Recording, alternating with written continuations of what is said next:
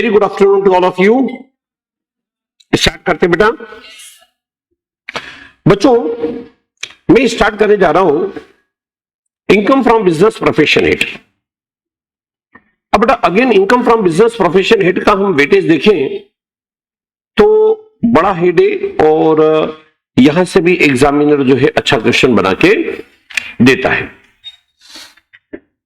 जब हम business profession head की बात करते हैं तो हमें 3 सेक्शन में ध्यान देना पड़ता है। सेक्शन 28 ये बात करता है in case of continue business. अगर आपका बिजनेस प्रीवियस ईयर में कंटिन्यू है तो सेक्शन 28 बोलता है कि सब हम उसको बिजनेस प्रोफेशन हेड में टैक्सेबल करेंगे। डिसकंटिन्यू बिजनेस की इनकम को टैक्सेबल करते हैं सेक्शन 41 में, और सेक्शन 68 से लेकर 69D तक में हम कंसील्ड इनकम इन्हें ब्लैक मनी को टैक्सेबल करते हैं।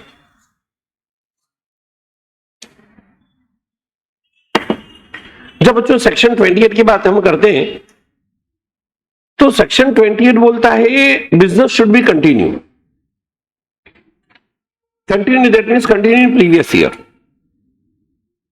अब इसका मतलब यह मत मानिए कि पूरे साल भर कंटिन्यू होना चाहिए। पूरे साल भर में अगर एक दिन भी बिजनेस कंटिन्यू है तो मान लेंगे सब बिजनेस कंटिन्यू। अब देखो सेक्शन 28 के अंदर कौन कौन सी इनकम आएगी। आपने कोई बिजनेस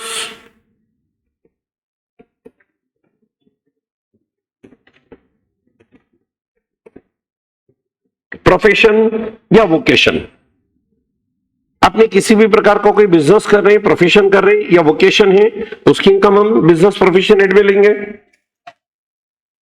बिजनेस रिलेटेड किसी प्रकार का कंपेंसेशन मिला, जैसे कोई बंदा हमें समय पे माल नहीं दे पाए तो हमने उसे कंपेंसेशन क्लेम करा, वो हम बिजनेस हेड में लेंगे। इसी तरह से कई सारी नॉन प्रॉफिट मेकिंग ऑर्गेनाइजेशन होती है, और अगर वो जैसे ICAI एक नॉन प्रॉफिट मेकिंग ऑर्गेनाइजेशन है और जिस पर्पज से वो रजिस्टर्ड हुई उसके अलावा अगर वो अदर पर्पज से एक्टिविटी कर रही है तो अदर एक्टिविटी की इनकम को हम कर देते हैं टैक्सेबल। Now export incentive. अब देखिए गवर्नमेंट एक्सपोर्ट को बढ़ावा देने के लिए एक्सपोर्ट इंसेंटिव प्रोवाइड करती है, और एक्सपोर्ट इंसेंटिव को भी गवर्नमेंट कहीं ना कहीं टैक्सेबल कर देती है। देखिए कैसे, अगर आपने मान लीजिए इंपोर्ट लाइसेंस बेचा, अब इंपोर्ट लाइसेंस बेचा तो इंपोर्ट लाइसेंस को बेचने से जो अमाउंट आएगा वो टैक्सेबल होगा। गवर्नमेंट की ओर से आपको कैश सब्सिडी मिली, कैश सब्सिडी या कैश असिस्टेंस मिला, ये भी इनकम है, टैक्सेबल होगा। कस्टम ड्यूटी या एक्साइज ड्यूटी, अब अगर आपको कस्टम ड्यूटी या एक्साइज ड्यूटी आपने ज्यादा भरा हुआ है, वो आपको रिफंड हुआ या उसका इनपुट क्रेडिट मिला तो वो भी टैक्सेबल हो जाएगा। देन ड्यूटी इंटाइटलमेंट पासबुक होती बेटा। अब ड्यूटी इंटाइटलमेंट पासबुक को भी उसमें जितना ड्यूटी का आपका रिबेट बनता है वो रिबेट अगर अभी अनयूज्ड होना बाकी है तो उसका भी आपको क्रेडिट मिलेगा। तो ये सब इनकम के तौर पर हम सेक्शन 28 में टैक्सेबल करते हैं। अच्छा, इसी तरह से एनी बेनिफिट और प्रक्विसाइट, यानी बिजनेस प्रोफेशन से रिलेटेड कोई आपको बेनिफिट मिला है, देखो मॉनेटरी बेनिफिट को तो हमने ऊपर टैक्सेबल कर दिया 28(1) में। कोई नॉन मॉनेटरी बेनिफिट मिला, बराबर बेटा, कोई नॉन मॉनेटरी प्रक्विसाइट मिला तो भी क्या हो जाएगा टैक्सेबल, कौन से हेड में, बिजनेस प्रोफेशन। अच्छा, इसी तरह से interest, salary, bonus, commission, remuneration,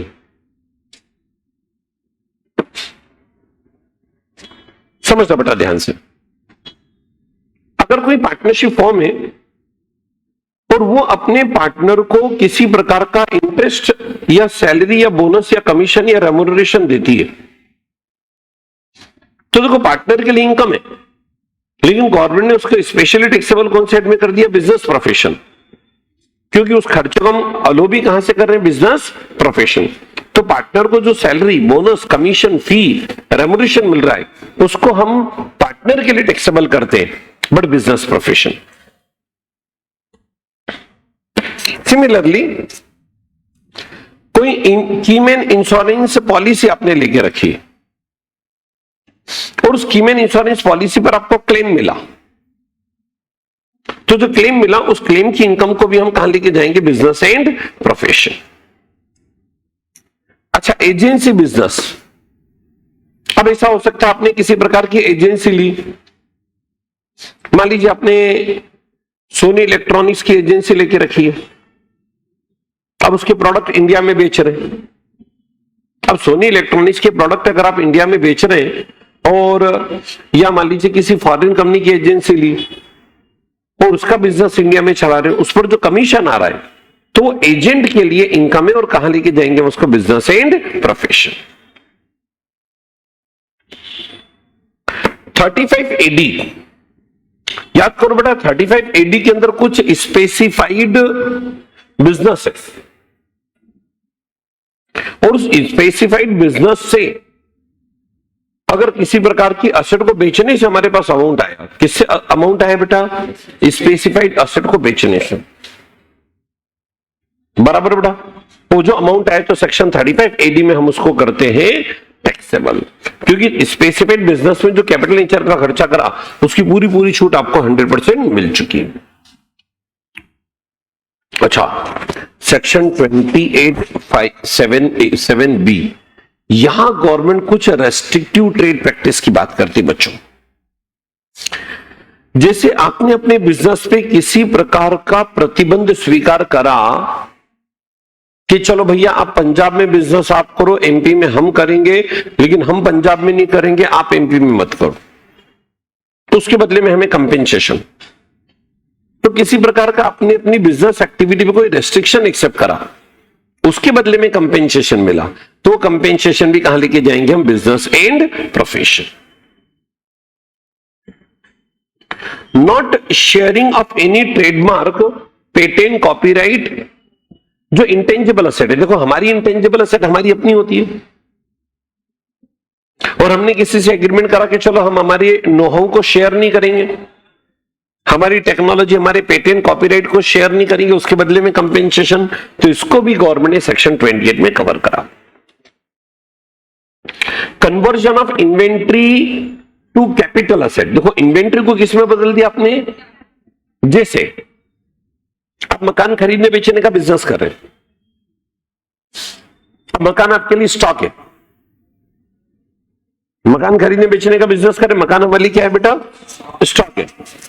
अब मान लो एक आधी मकान हमें समझ आ गया, हमने बोला नहीं यार ये तो मैं मेरे घर के लिए रख लेता हूं, तो अगर आपने उसको कैपिटल एसेट में कन्वर्ट कर लिया, तो जिस दिन कैपिटल एसेट में कन्वर्ट करा उस दिन की फेयर मार्केट वैल्यू तक का जो भी एप्रिसिएशन हुआ वो आपके लिए बिजनेस इनकम है।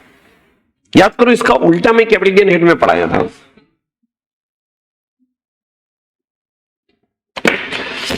स्पेकुलेशन बिजनेस, अगर आप स्पेकुलेशन बिजनेस कर रहे हैं और उससे अगर इनकम हुई है तो वो भी कहां जाएगी? Business and profession. चलो बच्चों, सेक्शन 28 तो थोड़ा सा रूटीन था, सुनना ध्यान से। बताओ बेटा, बिजनेस प्रोफेशन हेड में एंट्री करने के लिए हमारे सामने कितने सेक्शन हैं? 3। पहला सेक्शन कौन सा आ जाता है? सेक्शन 28। सेक्शन 28 कब एप्लीकेबल होगा बेटा? In case of continue business, बराबर बच्चों। सेक्शन 41,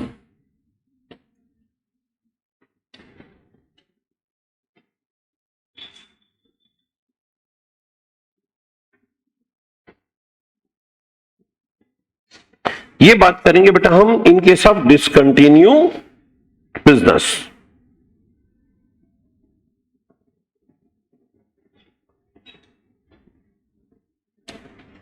एक मिनट बेटा, डिसकंटिन्यू बिजनेस के सेक्शन हम निकाल लें। यस,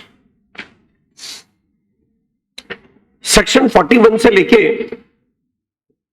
तो 176(3)(a) तक डिसकंटिन्यू बिजनेस की इनकम है। सुनना बेटा ध्यान से।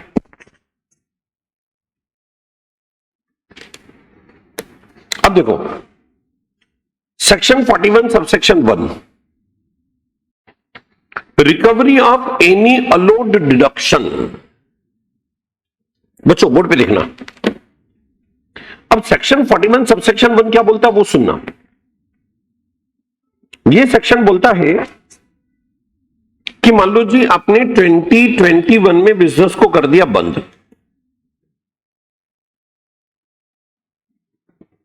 बराबर।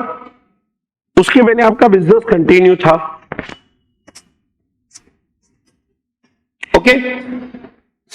कंटिन्यू बिजनेस में आपने कोई खर्चा किया था, उस खर्चे की ले ली थी डिडक्शन, जैसे एक्साइज ड्यूटी पे करा उसकी छूट ले ली। अब आपने किसी कारण से बिजनेस बंद कर दिया, मान लीजिए मैटर कोर्ट में पेंडिंग है, बिजनेस बंद कर चुके हो और अब कोर्ट ने आपको परमिशन दिया कि हाँ जी आपको एक्साइज ड्यूटी हम रिफंड कर रहे हैं।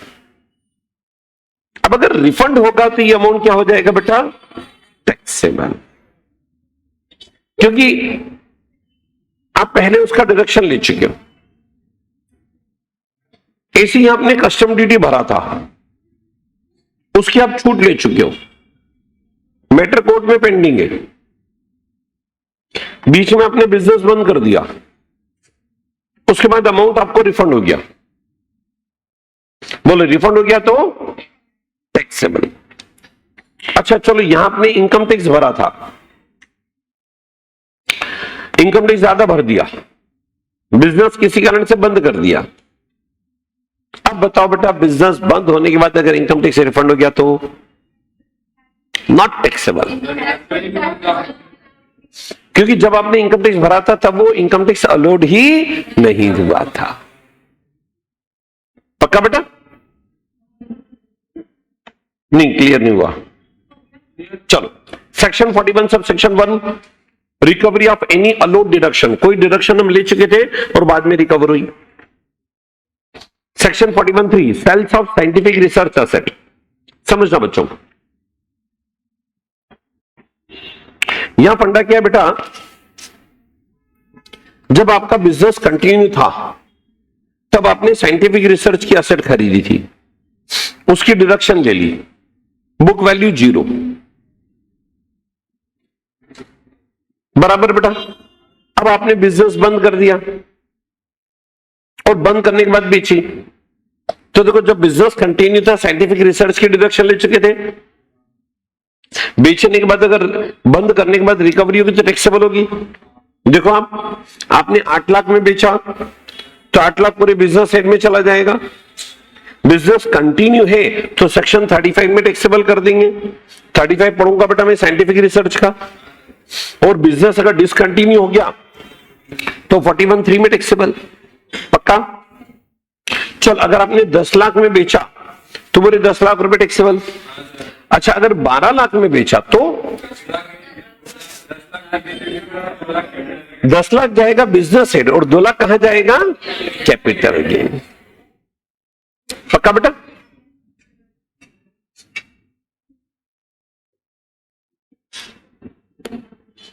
रिकवरी ऑफ बैड डेब्ट, किसकी बात करें बच्चों, बैड डेब्ट। सुनना बेटा, बच्चों समझो, अब ऐसी सिचुएशन बन सकती है कि जब आपका बिजनेस कंटिन्यू था तभी 5 लाख रुपए के आपके बैड डेब्ट हुए थे। 5 लाख में से 3 लाख रुपए इनकम टैक्स ऑफिसर ने परमिट कर दिए थे। बोलो कितने परमिट नहीं किए थे बेटा,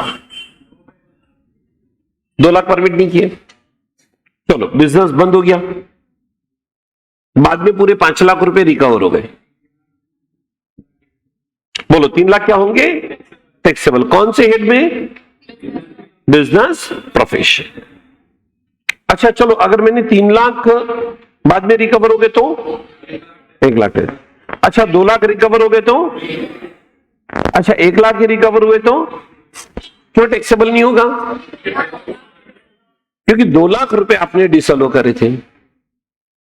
तो देखो सेक्शन 41 किसकी बात करता है, पहले आप डिडक्शन ले चुके थे, अब बिजनेस बंद कर चुके, अब अगर अमाउंट मिला तो हो जाएगा टैक्सेबल। बच्चों समझना बेटा, 41(4) recovery after discontinuance of business and profession. कोई एनी न्यू रिकवरी, देखो सुनना बेटा, मेरे को बताएंगे आप? 41(1) में क्या था बेटा? 41(1) में अलो डिडक्शन।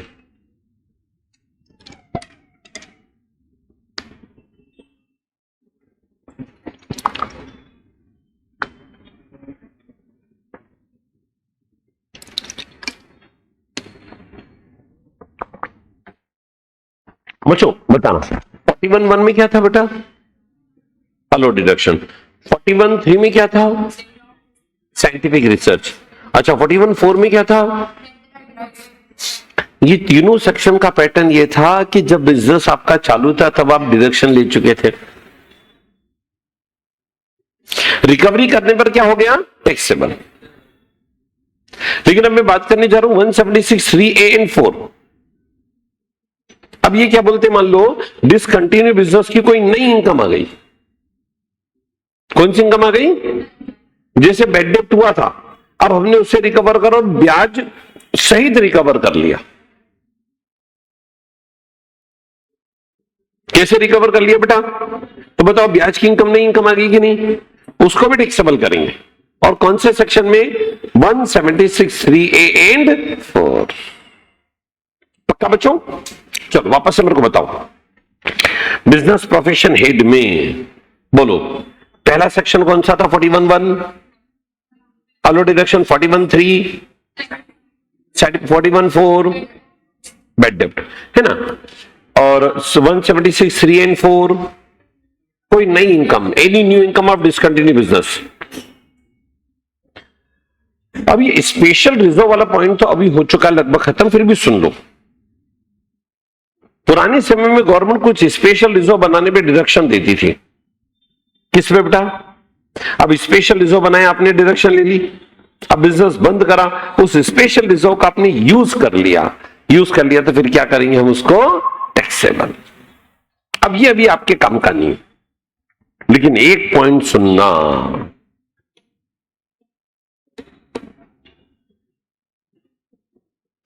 बहुत अच्छा पॉइंट बच्चों, एडजस्टमेंट ऑफ, देखो क्या बोलता है,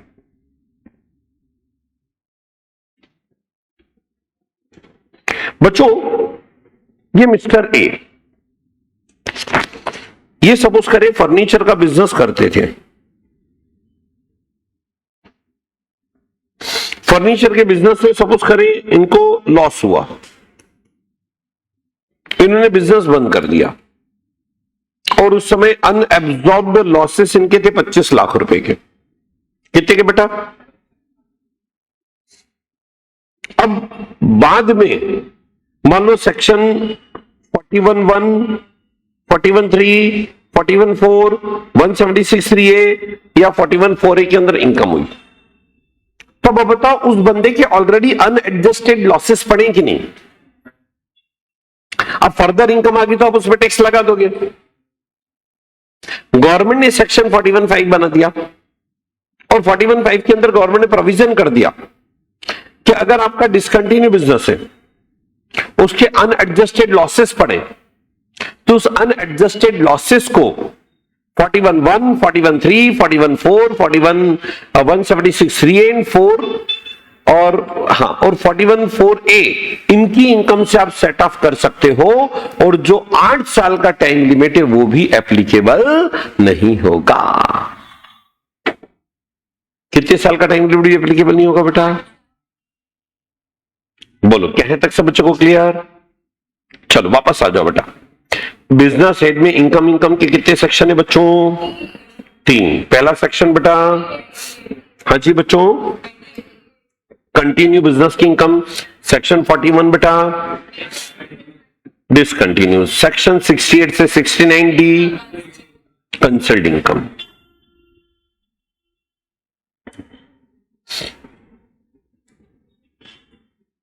सुनो बच्चों, कंसल्ट इनकम के सेक्शन सुनो।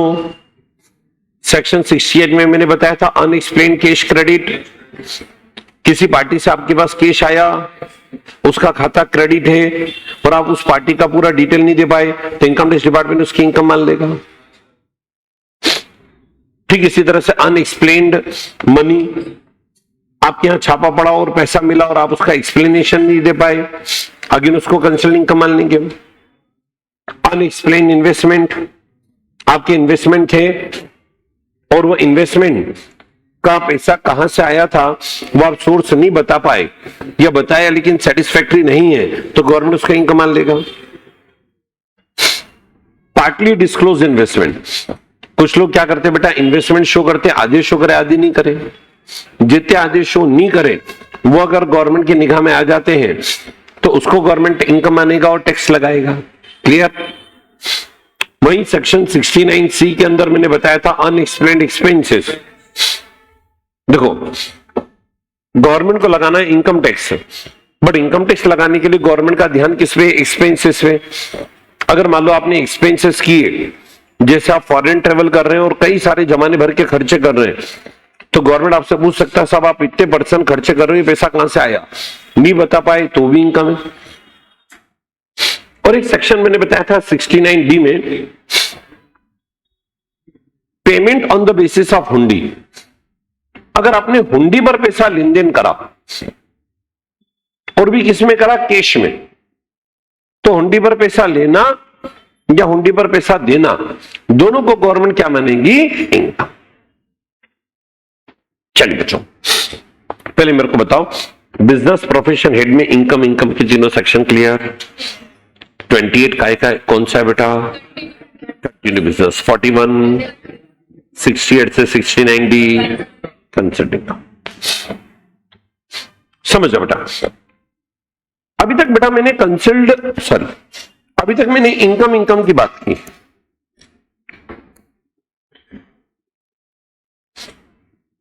अब बच्चों मैं बात करने जा रहा हूं एक्सपेंसेस। अब एक्सपेंसेस की बात हम लोगों को मिलेगी सेक्शन 30 से लेके 37(1).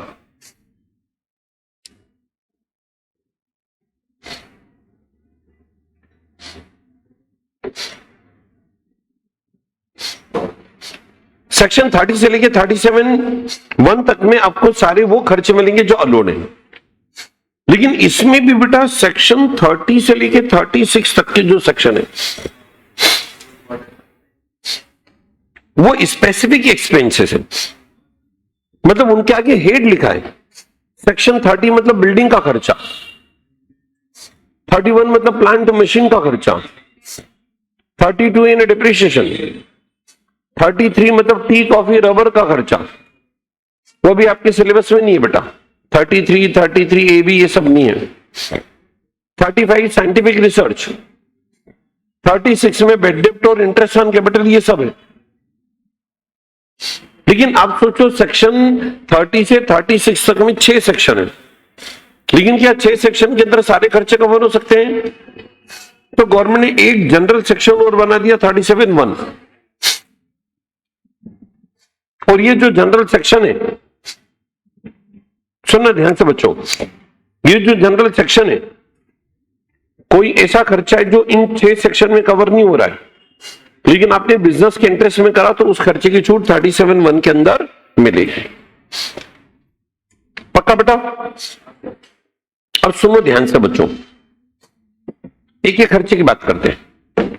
बच्चों बोर्ड पे देखना, ईशा बोर्ड पे। अब यहां से बेटा थोड़ी सी टेक्निकल थ्योरी रहेगी, अभी तक की तो क्या रूटीन और एक जैसी थ्योरी थी। सुनना, सेक्शन 30 ये बात करता है बिल्डिंग के एक्सपेंसेस। बिल्डिंग के एक्सपेंसेस अलोड होंगे, बस ये ध्यान रखना वो बिल्डिंग बिजनेस प्रोफेशन में यूज होती हो। अब बिल्डिंग का रेंट अलोड है, रेंट पेड या पेबल अलोड होगा। बिल्डिंग का इंश्योरेंस अलोड है, पेड या पेबल अलोड होगा, बिजनेस में काम आने। बिल्डिंग का रिपेयर अलोड है, बट रिपेयर रेवेन्यू नेचर का होना चाहिए। बिल्डिंग का म्युनिसिपल टैक्स भी अलोड है, बिल्डिंग बिजनेस के काम आनी चाहिए। लेकिन ये ध्यान रखना बेटा कि जो म्युनिसिपल टैक्स है सेक्शन 43B लग जाता है और 43B के अकॉर्डिंग उसकी डिडक्शन मिलती है on the basis of payment. बराबर बेटा? तो बिल्डिंग से रिलेटेड और भी जो अन्य खर्चे सेक्शन 30 में अलोड। बिल्डिंग को छोड़ के plant machine furniture fixture and other asset. अब देखो जो अन्य असेट जो कि बिजनेस में काम आ रही है उनके खर्चों की भी छूट आपको यहां मिलेगी। बस आपको ये साबित करना पड़ेगा कि बाकी जो अन्य एसेट है जैसे प्लांट है, मशीन है, फर्नीचर, फिक्चर, ये सब हमारे कहां कहां आ रहे? Business profession. जैसे रिपेयर है, अलोड होगा, बड़ी रिपेयर रेवेन्यू नेचर का होना चाहिए। इंश्योरेंस प्रीमियम, ये भी अलोड होगा, बस उन एसेट का होना चाहिए जो बिजनेस के काम आती है। और अब प्लांट, मशीन, फर्नीचर, पिक्चर से रिलेटेड अन्य जो खर्चे वो भी अलोड होंगे, लेकिन कहां पर अलोड होंगे? सेक्शन 37 पर। बहुत ध्यान से सुनना बच्चों, सब बच्चे रेडी बेटा? बहुत इंपॉर्टेंट सेक्शन सुनना। Section 32 depreciation. देखो, गवर्नमेंट ने डिप्रिसिएशन के लिए सबसे बड़ा, मतलब देखा जाए तो पूरे एक्ट का सबसे बड़ा प्रोविजन है सेक्शन 32। हालांकि मैंने क्लास में पढ़ाते समय बाद में लिया होगा ये, पहले मैंने छोटे छोटे प्रोविजंस पढ़ाए थे, क्योंकि उस समय क्या बेटा, अब एक तरह से लेवल उतना डेवलप नहीं था। ठीक है बेटा, मिला आपको? मिल गया सेक्शन? चलो सुनना बेटा, सबसे पहली बात देखो, डेप्रिसिएशन लगाने के लिए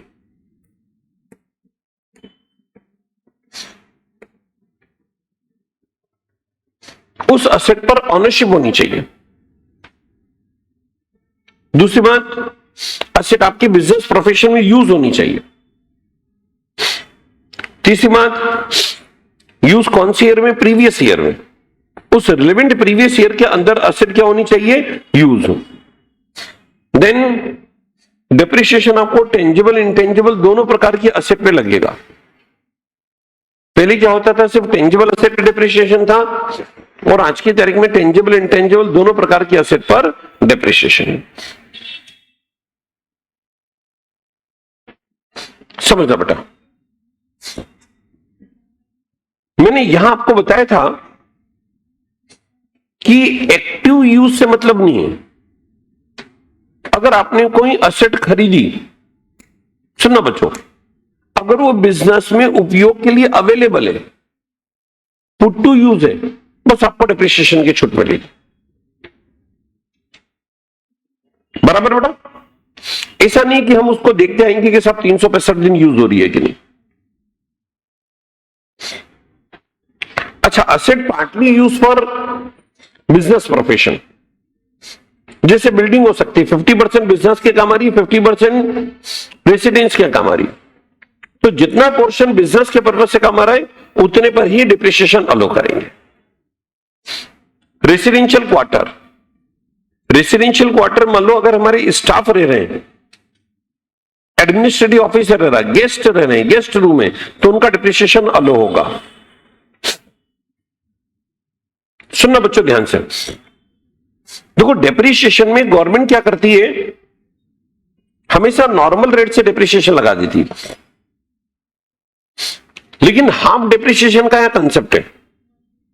अगर आपने असेट इसी ईयर एक्वायर की, इसी ईयर पुट टू यूज की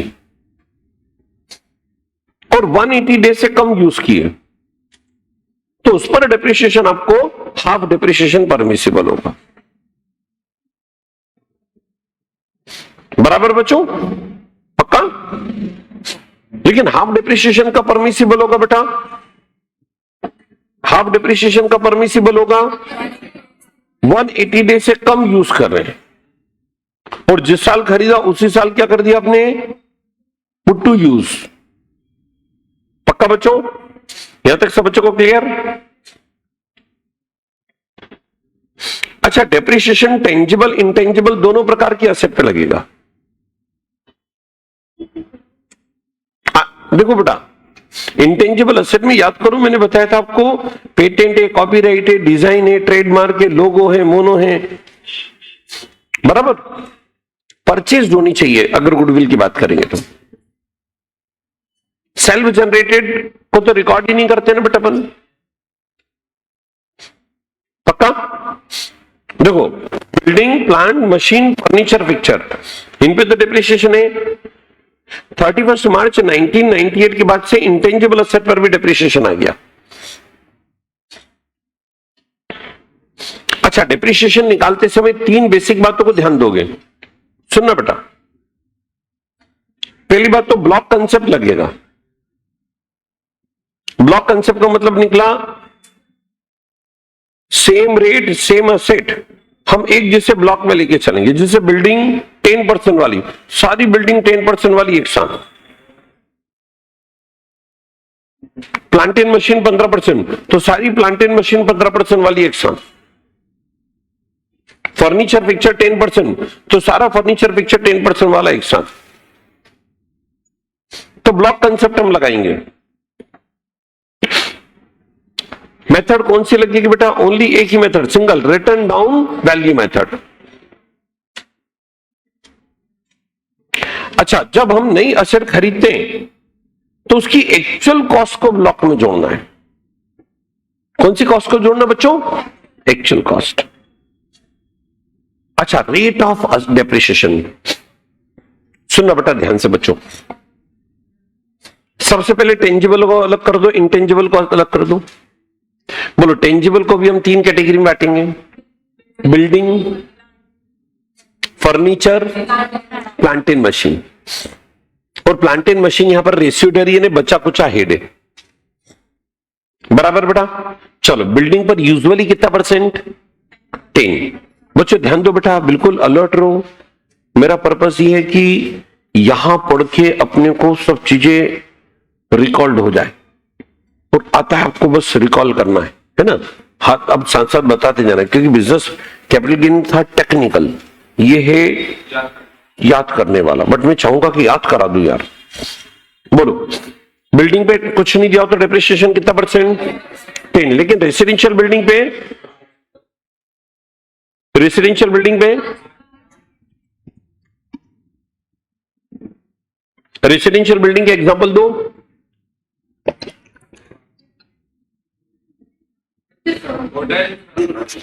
नहीं बेटा, अरे नहीं यार।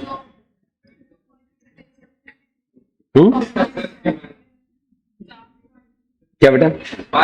हाँ, सीमा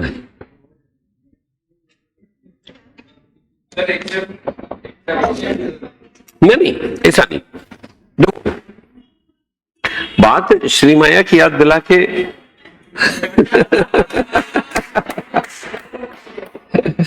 चलो ध्यान ध्यान इधर लो।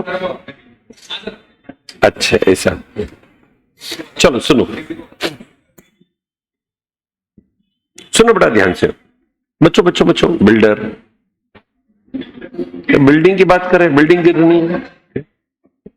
चलो सुनो, बिल्डिंग पर यूजुअली डेप्रिसिएशन है 10%, रेसिडेंशियल बिल्डिंग पे 5%। रेसिडेंशियल बिल्डिंग कैसी होगी? जैसे स्टाफ क्वार्टर्स बना के रखे हमने, या कई बड़ी बड़ी कंपनी गेस्ट हाउस बना के रखती है, या बड़ी बड़ी कंपनी के रेस्ट हाउस है, ताकि जो गेस्ट है और जो हमारे ऑफिसर इधर उधर जाते हैं उनको ठहरने के लिए दूसरे शहरों के अंदर जगह मिले। तो कंपनी के खुद के गेस्ट हाउस, रेस्ट हाउस या स्टाफ क्वार्टर्स होते हैं, और वहां डेप्रिसिएशन 5%। अच्छा, 40% भी है।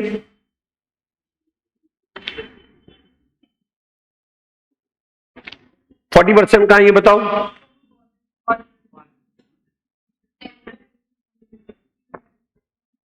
एक सितंबर 2002 के बाद वाटर सप्लाई या वाटर ट्रीटमेंट प्रोजेक्ट के लिए आपने नई प्लांटिंग मशीन खरीदी, और उसके लिए अगर आपने कोई बिल्डिंग बनी तो 40%, और टेम्परेरी कंस्ट्रक्शन के लिए भी 40%।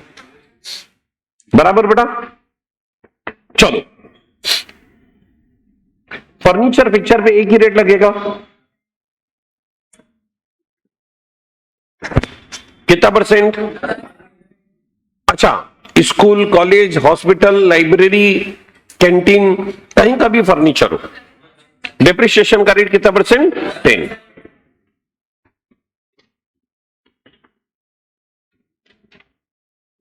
चलिए बेटा, अब मैं बात करने जा रहा हूं तीसरा, रेस्यूडरी बचा कुचा हेड प्लांटेन मशीन। अब जो असेट बिल्डिंग और फर्नीचर की कैटेगरी में नहीं आएगी ना बेटा, उन सबको अपन कहां लेके जाएंगे? Plantain machine. Usually plantain machine पे डेप्रिसिएशन का रेट गवर्नमेंट ने 15% करके रखा है। कुछ नहीं दिया होता 15% की कैटेगरी में लोगे। हायर कैटेगरी अलग से क्लासिफाई, जैसे 30%।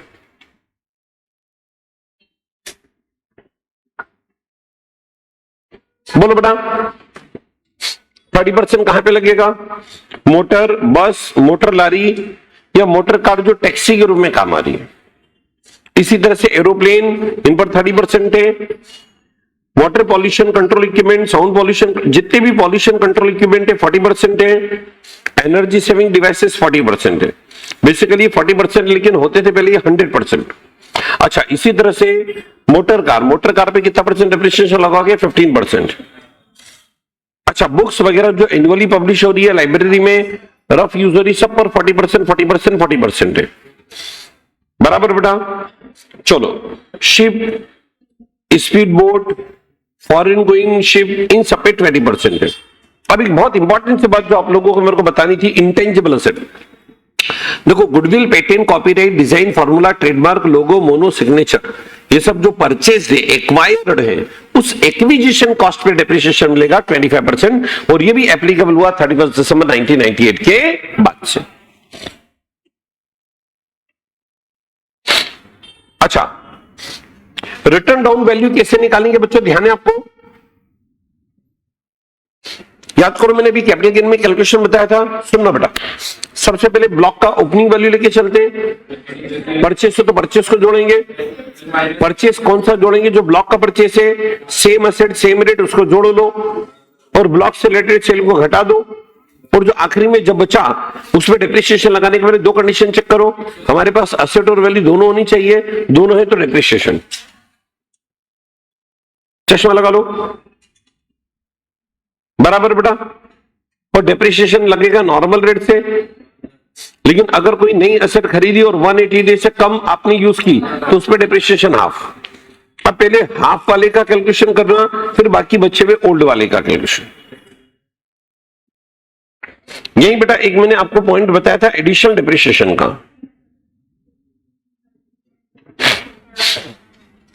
अब ये एडिशनल डेप्रिसिएशन का कंसेप्ट ध्यान रखना बेटा।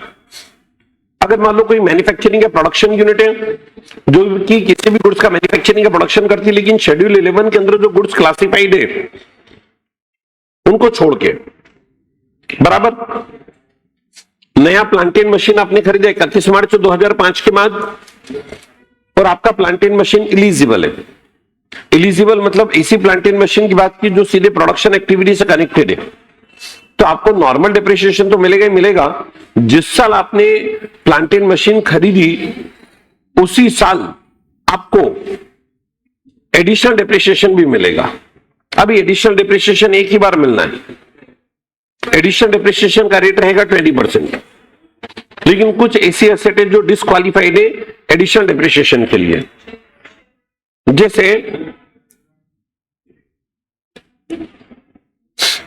आपने शिप परचेस कर लिया, एयरक्राफ्ट परचेस कर लिया, ऑफिस अप्लायंसेस या रोड ट्रांसपोर्ट व्हीकल परचेस कर लिया, इन सब पर भी एडिशनल डेप्रिसिएशन नहीं मिलेगा।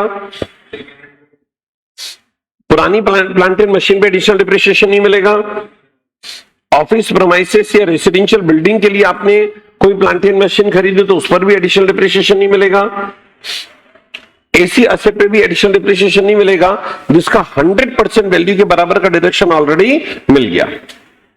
कई ऐसे एसेट है जो 100% डेप्रिसिएबल है, उस पर एडिशनल डेप्रिसिएशन देखिए क्या करेंगे बेटा। अच्छा, एडिशनल डेप्रिसिएशन का रेट आप देखो 20% है, लेकिन अगर आपने 180 डे से कम पुट्टी यूज करा तो इस साल 10% नहीं मिलेगा, बचा हुआ 10% नेक्स्ट ईयर आप ले लो। हाँ, एक्चुअल कॉस्ट याद करो, ब्लॉक के अंदर अगर आप नई एसेट खरीदते हो तो उसको हम जोड़ते हैं, लेकिन कॉस्ट भी जोड़ोगे। कॉस्ट का मतलब यहां पर अलग से एक्ट ने डिफाइन नहीं करा, जो आप अकाउंटिंग स्टैंडर्ड के अंदर एसेट को खरीदते समय या बनाते समय की जो कॉस्ट के कंसेप्ट लेते हैं अकाउंटिंग के, वही कंसेप्ट है। बस एक बात ध्यान रखना कि कोई भी आपने ऐसा खर्चा करा 10,000 से ज्यादा का जो कैपिटल नेचर का है, लेकिन वो खर्चा अगर आपने कैश में करा तो उसको हम कॉस्ट का पार्ट नहीं मानते। बराबर बेटा?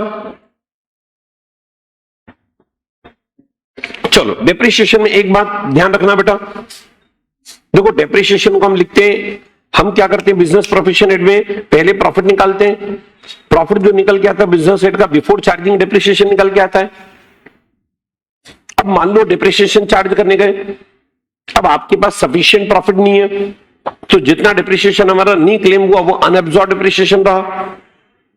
या मान लो हमें लॉस आए और डिप्रिसिएशन चार्ज करनी भी बाकी है, तो जो लॉस आया उसको हम बिजनेस लॉस बोलते हैं और अनएब्सॉर्ब डिप्रिसिएशन को अलग रखते हैं। अच्छा, अनएब्सॉर्ब डिप्रिसिएशन को carry forward in set of करने के तरीके अलग है, बिजनेस लॉस को हम अलग रखते हैं। अनएब्सॉर्ब्ड लॉस को हम कैरी फॉरवर्ड कर सकते हैं अनलिमिटेड टाइम पीरियड तक और आगे कहीं किसी भी इनकम से एडजस्ट कर सकते हैं। याद है बेटा आपको? एक्सेप्ट, शाबाश। अच्छा, आगे के पीरियड में जो अनएब्सॉर्ब्ड डिप्रिसिएशन है उसको आप कैसे एडजस्ट करोगे वो समझो। आगे के वर्षों में मान लो आपके पास प्रॉफिट हुआ, बच्चों बताना, और आपको अनएब्सॉर्ब्ड डिप्रिसिएशन भी एडजस्ट करना है, तो पहले तो करंट ईयर का डिप्रिसिएशन एडजस्ट करोगे आप, उसके बाद अनएब्सॉर्ब्ड बिजनेस लॉस को, और फिर अनएब्सॉर्ब्ड डिप्रिसिएशन। ऐसा क्यों बच्चों? अनएब्सॉर्ब्ड बिजनेस लॉस को सेटअप करने के लिए 8 साल के टाइम है और अनएब्सॉर्ब्ड डिप्रिसिएशन को अनलिमिटेड टाइम।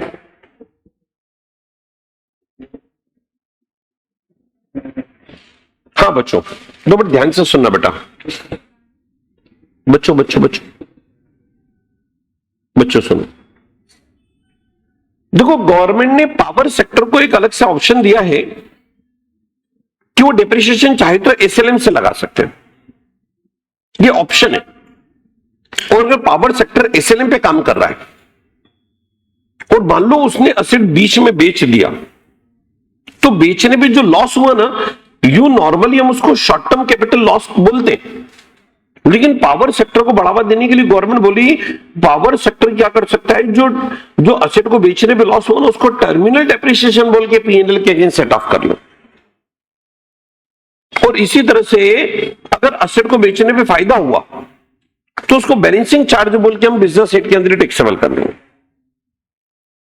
यानी आप इस बात को सोचो, पावर सेक्टर को गवर्नमेंट कितना प्रमोट कर रहा है कि अगर हम उसको टर्मिनल डिप्रिसिएशन नहीं बोलते ना तो कैपिटल गेन हेड में जाता, और कैपिटल गेन हेड में इस तरह के लॉस को सेट ऑफ करने के लिए अपने पास कैपिटल गेन होने चाहिए, और कैपिटल गेन हो जरूरी नहीं है।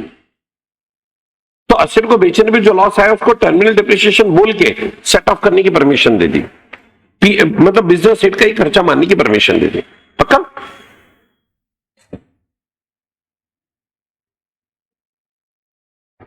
हाँ जी।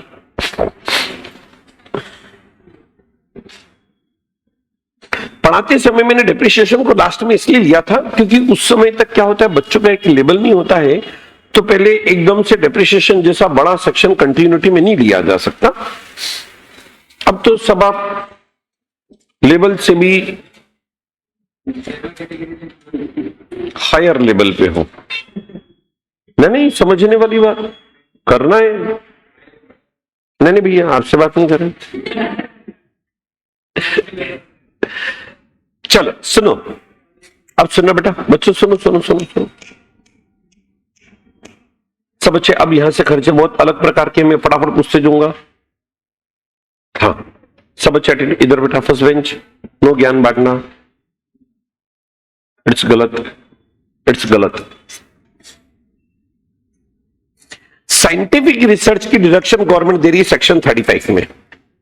मैंने आप लोगों को साइंटिफिक रिसर्च के लिए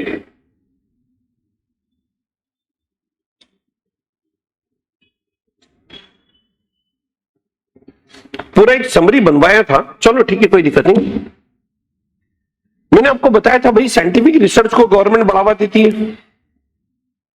अगर साइंटिफिक रिसर्च के लिए रेवेन्यू नेचर का खर्चा करा 100% छूट, साइंटिफिक रिसर्च के लिए कैपिटल नेचर का खर्चा करा 100% छूट, साइंटिफिक रिसर्च के लिए आपने अप्रूव्ड इंस्टीट्यूट को डोनेशन दिया या किसी अप्रूव्ड कंपनी को डोनेशन दिया या सोशल साइंस या स्टैटिस्टिकल रिसर्च के लिए डोनेशन दिया, इसकी भी छूट। ठीक इसी तरह से नेशनल लेबोरेटरी को डोनेशन दिया 100% छूट, या कोई रिसर्च कंपनी के अंदर आपने किसी प्रकार का डोनेशन करा उसकी भी 100% छूट। अब मैं एक एक सेक्शन को, साइंटिफिक रिसर्च के 5-6 सेक्शन को अलग अलग उठाने जा रहा हूं, जिन पर आप लोगों को ध्यान रखना पड़ेगा, क्योंकि बीच में मैं कुछ भी पॉइंट आप लोगों से पूछ सकता हूं, तो ध्यान रखने की बहुत जरूरत है।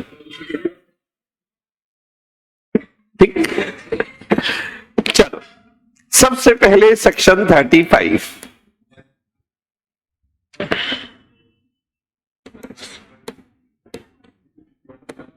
चलो, यस, हाँ, बोर्ड भी ध्यान। चलो सुनो, साइंटिफिक रिसर्च के लिए आपने रेवेन्यू नेचर का खर्चा किया। गवर्नमेंट बोलती रेवेन्यू नेचर का खर्चा 100% अलॉट, उसी ईयर में अलॉट जिस ईयर में आपने खर्चा किया। बस एक बात ध्यान रखना, रिसर्च वर्क बिजनेस से रिलेटेड होनी चाहिए। आप अपने धंधे की रिसर्च करो, पड़ोसी की नहीं। अच्छा एक बात और, जिस साल आपने खर्चा करा उस साल रेवेन्यू नेचर के सारे खर्चे की छूट। अगर आपने बिजनेस स्टार्ट करने के पहले के पीरियड में भी खर्चे किए हैं, तो पिछले 3 साल के अंदर अगर आपने साइंटिफिक रिसर्च का कोई रेवेन्यू नेचर का खर्चा करा, तो खर्चा जिस साल आपने बिजनेस स्टार्ट करा उस साल में आप डिडक्शन ले लो। बराबर बेटा? यहीं पर मैं बात करने जा रहा था कैपिटल नेचर का खर्चा। सुनो बच्चों, सुनो बेटा, अब साइंटिफिक रिसर्च के लिए कैपिटल नेचर का खर्चा, देखो रेवेन्यू नेचर में कोई बड़ी बात नहीं बेटा, वो तो वैसे भी अलॉट करना था। कैपिटल नेचर में तो कितनी बड़ी बात हो गई कि आपने अपने बिजनेस से रिलेटेड एक रिसर्च लेबोरेटरी डाल के रखी, वहां के लिए मशीन लाए, 5 करोड़ की मशीन लाए, तो 5 करोड़ की छूट उसी साल दे रहे। अब कुछ बातें ध्यान रखोगे। पहली बात, कैपिटल नेचर का खर्चा है बट साइंटिफिक रिसर्च के लिए। दूसरी बात, रिसर्च वर्क आपके बिजनेस से रिलेटेड होना चाहिए। रिसर्च के अंदर आपने प्लांट एंड मशीन की छूट मिल जाएगी, बिल्डिंग की छूट मिल जाएगी, बट कॉस्ट ऑफ लैंड की छूट नहीं देंगे हम, गुडविल की छूट नहीं देंगे, फाइनेंशियल इंस्ट्रूमेंट की भी छूट नहीं देंगे। बराबर? अच्छा, कैपिटल नेचर का खर्चा जिस साल करा उसी साल 100% छूट। इवन बिजनेस स्टार्ट करने के पिछले 3 साल के अंदर भी अगर आपने खर्चा करा कैपिटल नेचर का, तो उस ईयर में छूट जिस साल की पहले बार आपने बिजनेस स्टार्ट करा। अब ये तो बड़ा कैपिटल नेचर के खर्चे की छूट हो गई। यहीं पर अब मैं इसको गेम को घुमाता हूं, ध्यान देना। मान लो कैपिटल नेचर के खर्चे की छूट आपने ले ली, 5 करोड़ की मशीन खरीदी, पूरी छूट ले ली। अब जब भी आप इस एसेट को बेचोगे, मान लो बेची, तो जितने में बेचा वो जब माइनस करेंगे तब बताओ पूरा पूरा प्रॉफिट आएगा, और उसको लेके जाएंगे हम कहां पर? Business set. सही बात है, बिजनेस सेट। भाई आप मशीन लाए थे, हमने पूरा खर्चा मान लिया था, बेचोगे तो जो आएगा वो इनकम। गवर्नमेंट के खर्चा बिल्कुल क्लियर है, नो कंफ्यूजन। क्लियर? आगे बढ़े। चलो, ये तो रेवेन्यू, हाँ वेरी गुड वेरी गुड, एक पॉइंट रही। 5 करोड़ का खर्चा करा था बेटा, आपको बिजनेस सेट में छूट कितने की मिली थी बच्चों? 5 करोड़। मान लो बाद में मशीन 6 करोड़ में बिकी, तो 5 करोड़ बिजनेस सेट में 1 करोड़ कैपिटल गेन। पक्का बेटा? पक्का बेटा? हेलो, पक्का बेटा? अब सुनो, ये तो बेटा हमने रेवेन्यू कैपिटल नेचर के खर्चे करे। अब बेटा मैं बात करने जा रहा हूं साइंटिफिक रिसर्च के लिए डोनेशन। अगर आपने साइंटिफिक रिसर्च के लिए डोनेशन दिया, कई लोगों के लेबोरेटरी नहीं, भाई ठीक है, फिर भी साइंटिफिक रिसर्च के लिए अपनी ओर से कुछ योगदान देना चाहते हैं, आपने साइंटिफिक रिसर्च के लिए किसी अप्रूव्ड इंस्टीट्यूट, यूनिवर्सिटी, कॉलेज जिनको डोनेशन दिया, 100% डिडक्शन। इसी तरह से साइंटिफिक रिसर्च के लिए आपने किसी approved university, college, institution, again 100% deduction. और अगर आपने social science and statistical research के लिए डोनेशन दिया तो भी 100% डिडक्शन। पक्का बेटा? अब सुनना बच्चों, गवर्नमेंट ऑफ इंडिया ने बहुत सारी नेशनल लेबोरेटरी बना के रखी है। जिसमें नेशनल इंपॉर्टेंस की रिसर्च होती है, और यहां अगर आपने कंट्रीब्यूशन करा तो वहां की भी आपको 100% डिडक्शन मिलनी है।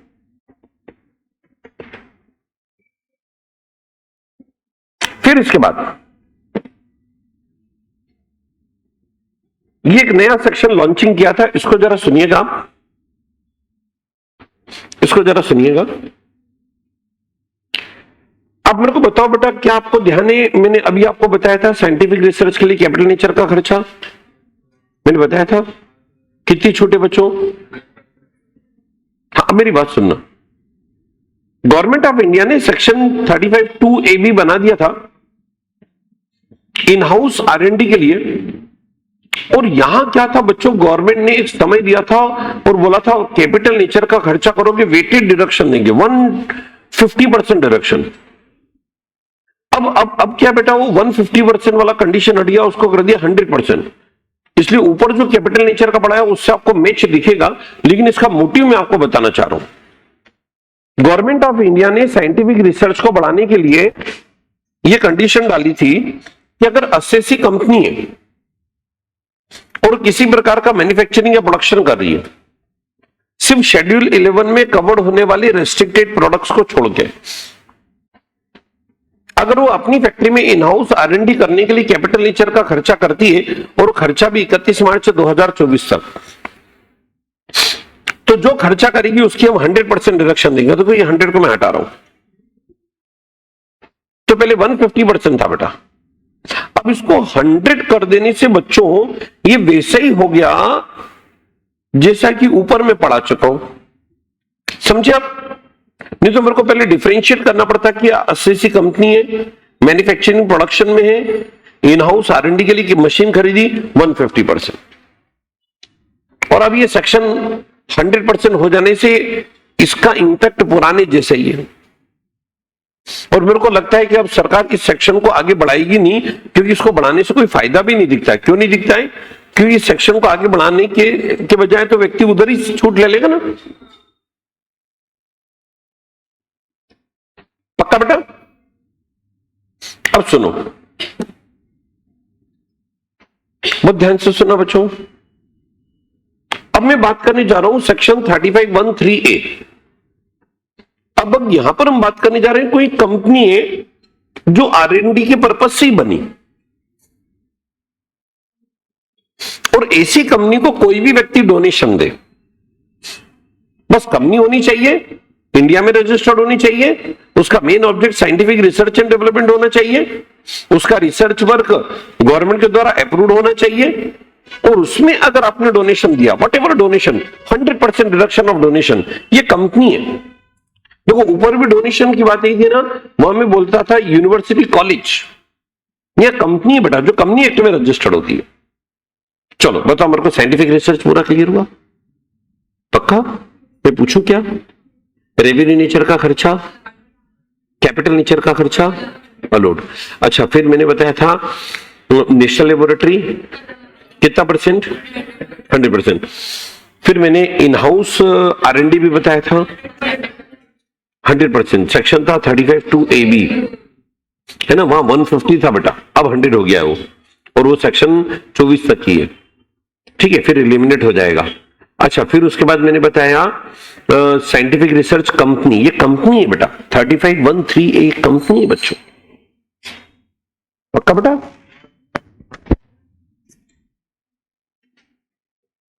हाँ, एक चीज होती यार इसमें रह गई, सुनना जरा बच्चों। चलो सुनना, साइंटिफिक रिसर्च के लिए कैपिटल नेचर का खर्चा कई बार बड़ी मात्रा में हो जाता है, और गवर्नमेंट तो उसके 100% डिडक्शन देने को तैयार है।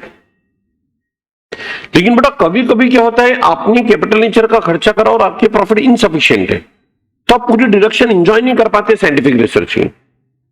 और गवर्नमेंट यहां पर बहुत ऑनेस्ट है, गवर्नमेंट बोलती कोई दिक्कत नहीं, जो आपकी अनएडजस्टेड डिडक्शन है ना, आप उसको कैरी फॉरवर्ड कर दो अनलिमिटेड टाइम तक, जस्ट लाइक अनअब्सॉर्ब्ड डेप्रिसिएशन। पक्का? बहुत ध्यान से सुनो बच्चों, क्योंकि क्या है बेटा, ये सारी बातें ऐसी है कभी कभी आपके पढ़ने में भी नहीं आई, लेकिन एग्जाम में कोई सिचुएशन के अंदर याद भी आ गई तो सीधे सीधे स्कोर कट जाएगी। तो साइंटिफिक रिसर्च का कैपिटल नेचर का खर्चा, उसका बेनिफिट अभी नहीं ले पाए, उसको अपनी कैरी फॉरवर्ड कर सकते हैं। किसकी तरह बेटा? Like unabsorbed depreciation. हाँ, ये एक सेक्शन हितेश बोर्ड पे देखना बेटा।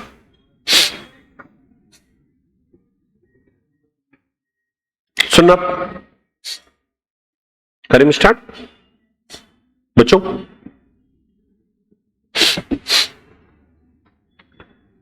हम बात करने जा रहे हैं 35 एडी, स्पेसिफाइड बिजनेस। गवर्नमेंट ने 10 से 12 ये स्पेसिफाइड बिजनेस है और यहां आपने कैपिटल नेचर का खर्चा करा, उसकी 100% डिडक्शन दे रहे।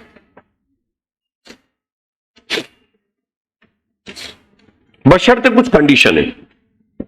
कौन कौन सी कंडीशन समझो। पहले तो बेटा मैं स्पेसिफाइड बिजनेस की लिस्ट बता देता हूं। कोल्ड स्टोरेज या वेयर हाउस, बड़ी एग्रीकल्चर और क्रॉप को रखने के लिए। क्रॉस कंट्री पाइपलाइन, अब ये काम छोटी मोटी कंपनी स्टार्ट नहीं कर सकती। इंडियन कंपनी या इंडियन कंपनी का कंसोर्टियम या कोई भी ऐसी अथॉरिटी जो गवर्नमेंट के द्वारा एस्टेब्लिश की गई। आपने अगर मान लो होटल प्रोजेक्ट स्टार्ट करा या आपने हॉस्पिटल स्टार्ट किया इंडिया में कहीं पर भी, लेकिन 100 बेड या उससे ज्यादा कैपेसिटी का, या आपने कोई हाउसिंग प्रोजेक्ट के अंदर आए, या फर्टिलाइजर का प्रोडक्शन इन इंडिया स्टार्ट करा, या इनलैंड फ्रेट कस्टम स्टेशन आपने स्टैब्लिश किए। जैसे कि कई बार माल जो है बड़े मेन पोर्ट पे आ जाता है, वहां से इंडिया के छोटे छोटे जो पोर्ट है वहां तक पहुंचाने के लिए फ्रेट स्टेशन। हनी बेक्स और बी कीपिंग, ये बिजनेस आपने स्टार्ट किया। शुगर स्टोरेज के वेयरहाउस आपने स्टार्ट किए, या आयरन के लिए आपने कोई पाइपलाइन स्टैब्लिश की, सेमीकंडक्टर या फैब्रिकेशन मैन्युफैक्चरिंग यूनिट स्टार्ट की।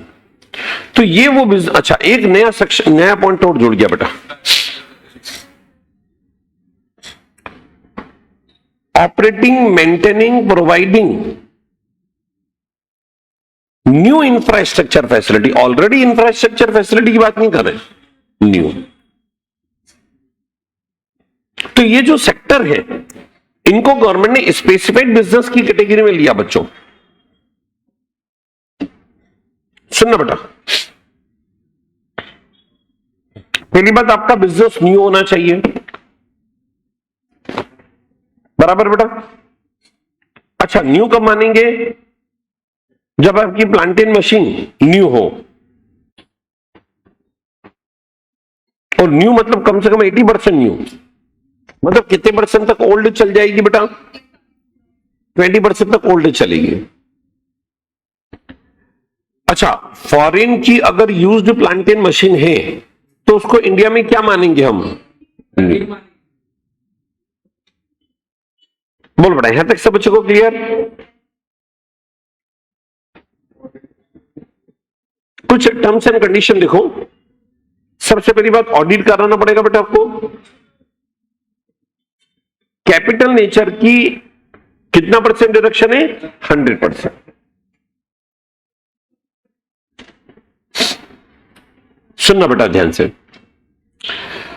देखो, 35 एडी में कैपिटल नेचर के खर्चे की छूट दी, लेकिन लैंड, गुडविल या फाइनेंशियल इंस्ट्रूमेंट को खरीदने की डिडक्शन नहीं देगी। मिला कि नहीं बच्चों आपको को? मिल गया ना बेटा? अच्छा, इसी तरह से 10,000 से ज्यादा का खर्चा है तो अकाउंट पे ही चेक से होना चाहिए, बराबर बेटा। अब देखो, 35 एडी में अगर आप डिडक्शन ले रहे तो उसके कॉन्सिक्वेंसेस क्या होंगे, उसके प्रभाव क्या होंगे वो समझना।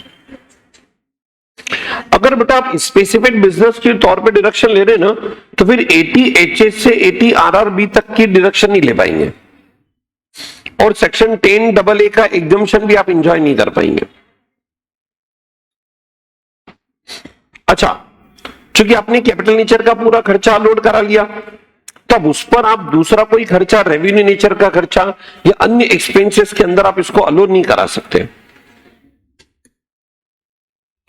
अब एक बात और देखो, 35AD के अंदर आपने खर्चे की छूट ले ली कैपिटल नेचर, बाद में आपने उस एसेट को बेचा है, डिमोलिश हुआ है, डिस्ट्रॉय हुआ, उस पर कुछ भी रुपया आया, वो आपके लिए हम इनकम मान के चलेंगे बिजनेस प्रोफेशन हेड में।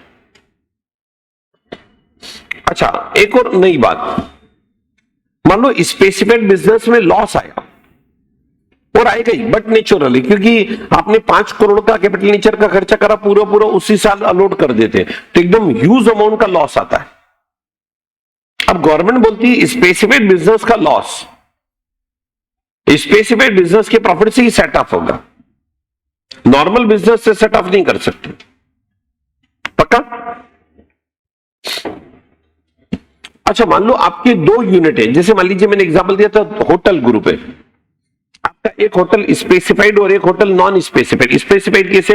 जो 35AD में टाइम लिमिट दिया उसमें स्टार्ट हुआ है न्यू होटल, और एक आपका मान लीजिए 50 साल पुराना होटल है, वो नॉन स्पेसिफाइड है। अब एक स्पेसिफाइड एक नॉन स्पेसिफाइड है, दोनों के बीच में भी अगर आपस में किसी प्रकार की खरीदी बेची या सर्विसेज रिसीव्ड या प्रोवाइड हुई, तो उसको हम फेयर मार्केट वैल्यू पे ही करेंगे, क्योंकि गवर्नमेंट को डाउट है कि नॉन स्पेसिफाइड का प्रॉफिट कहीं इस बहाने स्पेसिफाइड में शिफ्ट न कर दो। पक्का बेटा? 35AD में एक और अच्छा पॉइंट, हाँ सुनना यार, आपने कोई खर्चा करा और उस खर्चे का बेनिफिट ले लिया 35AD में। किसमें बेनिफिट ले लिया बच्चों? शाबाश। अब 35AD में बेनिफिट तो ले लिया, सुनो बेटा, 35AD में आपने बेनिफिट तो ले लिया बच्चों, बाद में आपने उस एसेट को किसी अन्य पर्पस में यूज करना चालू कर दिया। अगर आप ऐसा करोगे, और वो भी 8 साल तक सरकार ध्यान रखेगी कि उसको उसी पर्पस से यूज करो, तो गवर्नमेंट क्या काम करेगी? जितना डिडक्शन लिया था उस एसेट पर, जितना डिडक्शन लिया था उस एसेट पर, अब उस एसेट को जितने समय तक बिजनेस स्पेसिफिक बिजनेस में यूज करा, तब तक का नॉर्मल डिप्रिसिएशन परमिट करते हैं, and excess would be considered as income. बहुत अच्छा पॉइंट है बच्चों, ध्यान से सुनो। देखो क्या है ना, अपने पढ़ने का समय बच जाएगा, पढ़ के आप उसका निष्कर्ष निकालोगे, निचोड़ निकालोगे, वो बातें एक लाइन में खत्म हो जाएगी यहां पे। देखो मैं क्या समझाना चाह रहा हूं, आपने स्पेसिफिक बिजनेस के नाम पे किसी एसेट की 35AD के अंदर बेनिफिट लिया, सरकारी चाहती है उस एसेट को स्पेसिफाइड बिजनेस में कम से कम 8 साल तक तो यूज करो यार। अब आपने वो एसेट निकाल के कहीं और यूज कर ली, तो गवर्नमेंट क्या बोलती है? आप तो 100% की छूट ले चुके हो, चलो कोई बात नहीं,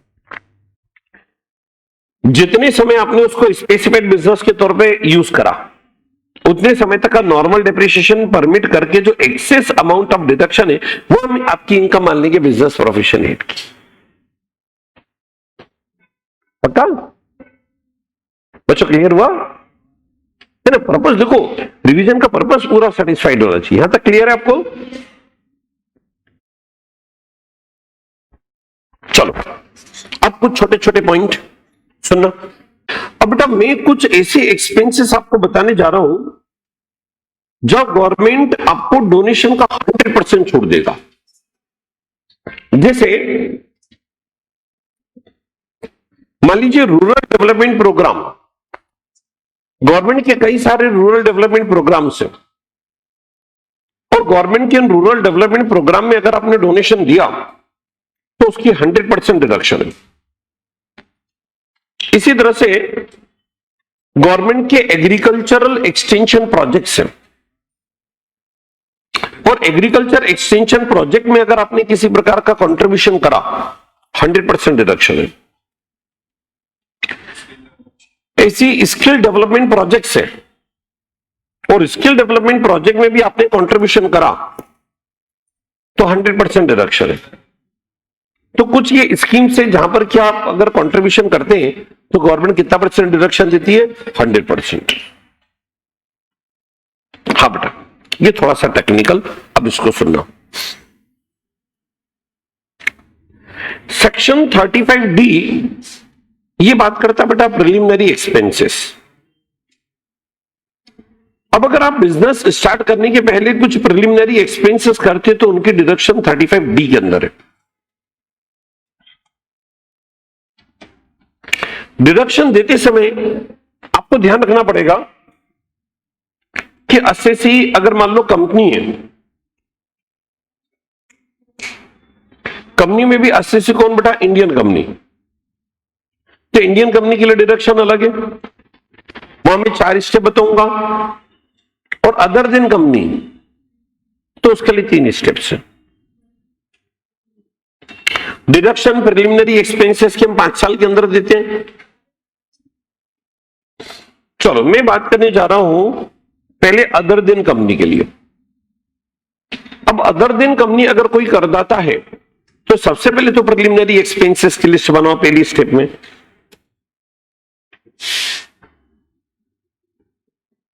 अब ये जो प्रिलिमिनरी एक्सपेंसेस की लिस्ट बनेगी बच्चों, इसके अंदर सारे खर्चे नहीं ले सकते। गवर्नमेंट ने बिल्कुल लिस्ट बना के रखी है।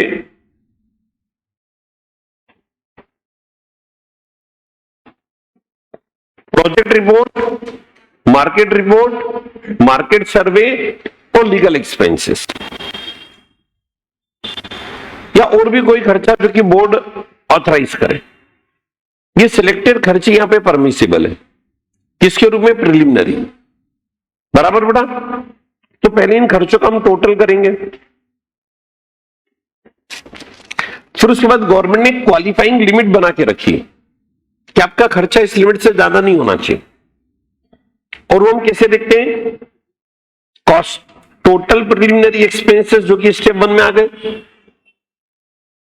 और दूसरा लिया मैंने 5% of cost of project. Cost of project का कितना % बेटा? मैंने गवर्नमेंट ये मानती है कि जो आपकी कॉस्ट ऑफ प्रोजेक्ट है उसके 5% से ज्यादा प्रिलिमिनरी खर्चे नहीं होने चाहिए। अब दोनों में से जो कम होगा वो क्वालिफाइंग अमाउंट हुआ 35D के लिए, और उसका डिडक्शन हम दे देते बेटा 5 साल के अंदर। अब जो कॉस्ट ऑफ प्रोजेक्ट का डेफिनेशन भी सुन लो। कॉस्ट ऑफ प्रोजेक्ट आप कैसे निकालोगे? जिस ईयर आपने बिजनेस स्टार्ट करा उस ईयर एंड की बैलेंस शीट उठाएंगे हम, और उस ईयर एंड की बैलेंस शीट के अंदर जितनी भी असेट है उनका टोटल विदाउट डिडक्टिंग डेप्रिसिएशन, क्योंकि हमें तो ये देखना है कि आपका प्रोजेक्ट कितने का। तो जिस भी ईयर बिजनेस स्टार्ट किया उस ईयर एंड की बात करूं मैं, क्योंकि कई बार हम कमर्शियल एक्टिविटी स्टार्ट कर देते, बाकी जो दूसरी एक्टिविटी उसके लिए डेवलपमेंट चलता रहता है। तो गवर्नमेंट मानती है ईयर एंड तक डेवलपमेंट हो जाएगा।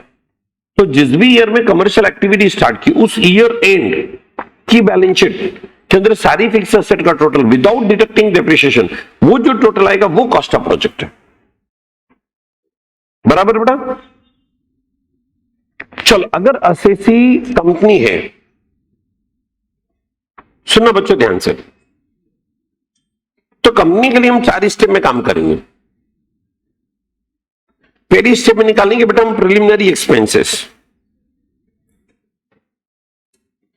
बराबर बेटा?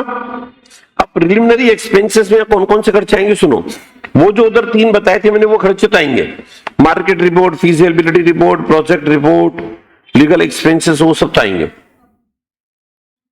उसके अलावा कंपनी है तो कंपनी की रजिस्ट्रेशन फी आएगी, उसके मेमोरेंडम आर्टिकल ऑफ एसोसिएशन का ड्राफ्टिंग का खर्चा आएगा, मेमोरेंडम या आर्टिकल ऑफ एसोसिएशन का प्रिंटिंग का खर्चा आएगा, शेयर डिवेंचर इश्यू के एक्सपेंसेस आएंगे, प्रोस्पेक्टस के प्रिंटिंग ड्राफ्टिंग के एक्सपेंसेस आएंगे, और भी जो आप इनिशियली इंपॉर्टेंट लीगल एग्रीमेंट करते वो सब खर्च आएंगे।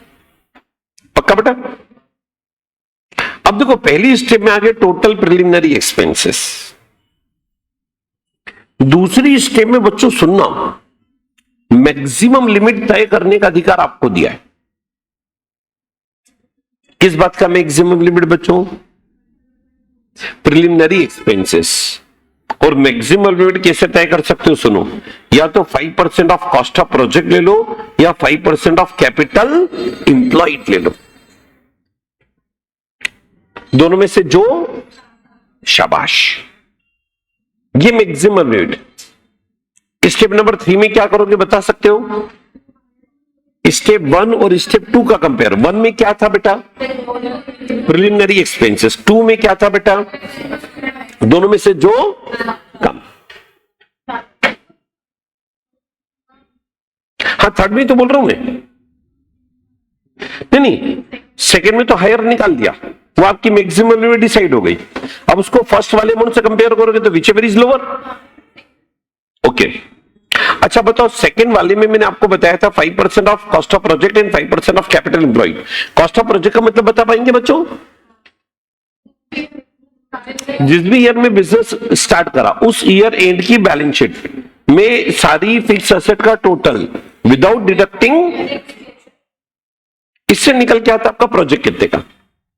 अच्छा, कैपिटल एम्प्लॉयड का डेफिनेशन, कैपिटल एम्प्लॉयड में शेयर कैपिटल आ जाएगा बेटा, इक्विटी प्रेफरेंस दोनों, डिबेंचर आ जाएंगे बच्चों, और लॉन्ग टर्म बोरोइंग आएगी, लेकिन वो लॉन्ग टर्म बोरोइंग आएगी जिसको 7 साल के बाद हमें पे करना है। ठीक है ना बेटा? चलो मेरे को बताओ, क्या प्रिलिमिनरी एक्सपेंसेस क्लियर हुआ बच्चों आपको? इस पे इंडिपेंडेंट क्वेश्चन बनता है, इसलिए क्लियरिटी।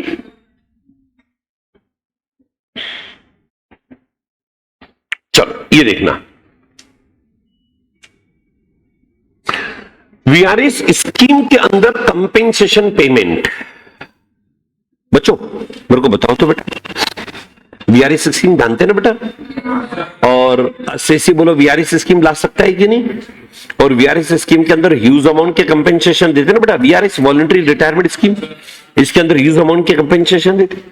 अब जो आपने कंपेंसेशन पे करा वो आपके लिए खर्चा है, बट उसकी छूट कितने साल के अंदर मिलेगी? पक्का बेटा? अच्छा, सिक्योरिटी ट्रांजैक्शन टैक्स सुनना बच्चों, देखो 2004 से सिक्योरिटी ट्रांजैक्शन टैक्स आ गया। अच्छा, आप जीएसटी पढ़ते ही हैं, जीएसटी के अंदर देखा सिक्योरिटीज को हम जीएसटी यानी गुड्स की डेफिनेशन से बाहर कराए। क्यों बाहर करा? क्योंकि उनके ट्रांजैक्शन पे सिक्योरिटी ट्रांजैक्शन टैक्स ऑलरेडी लगी रहना यार, एसटीटी।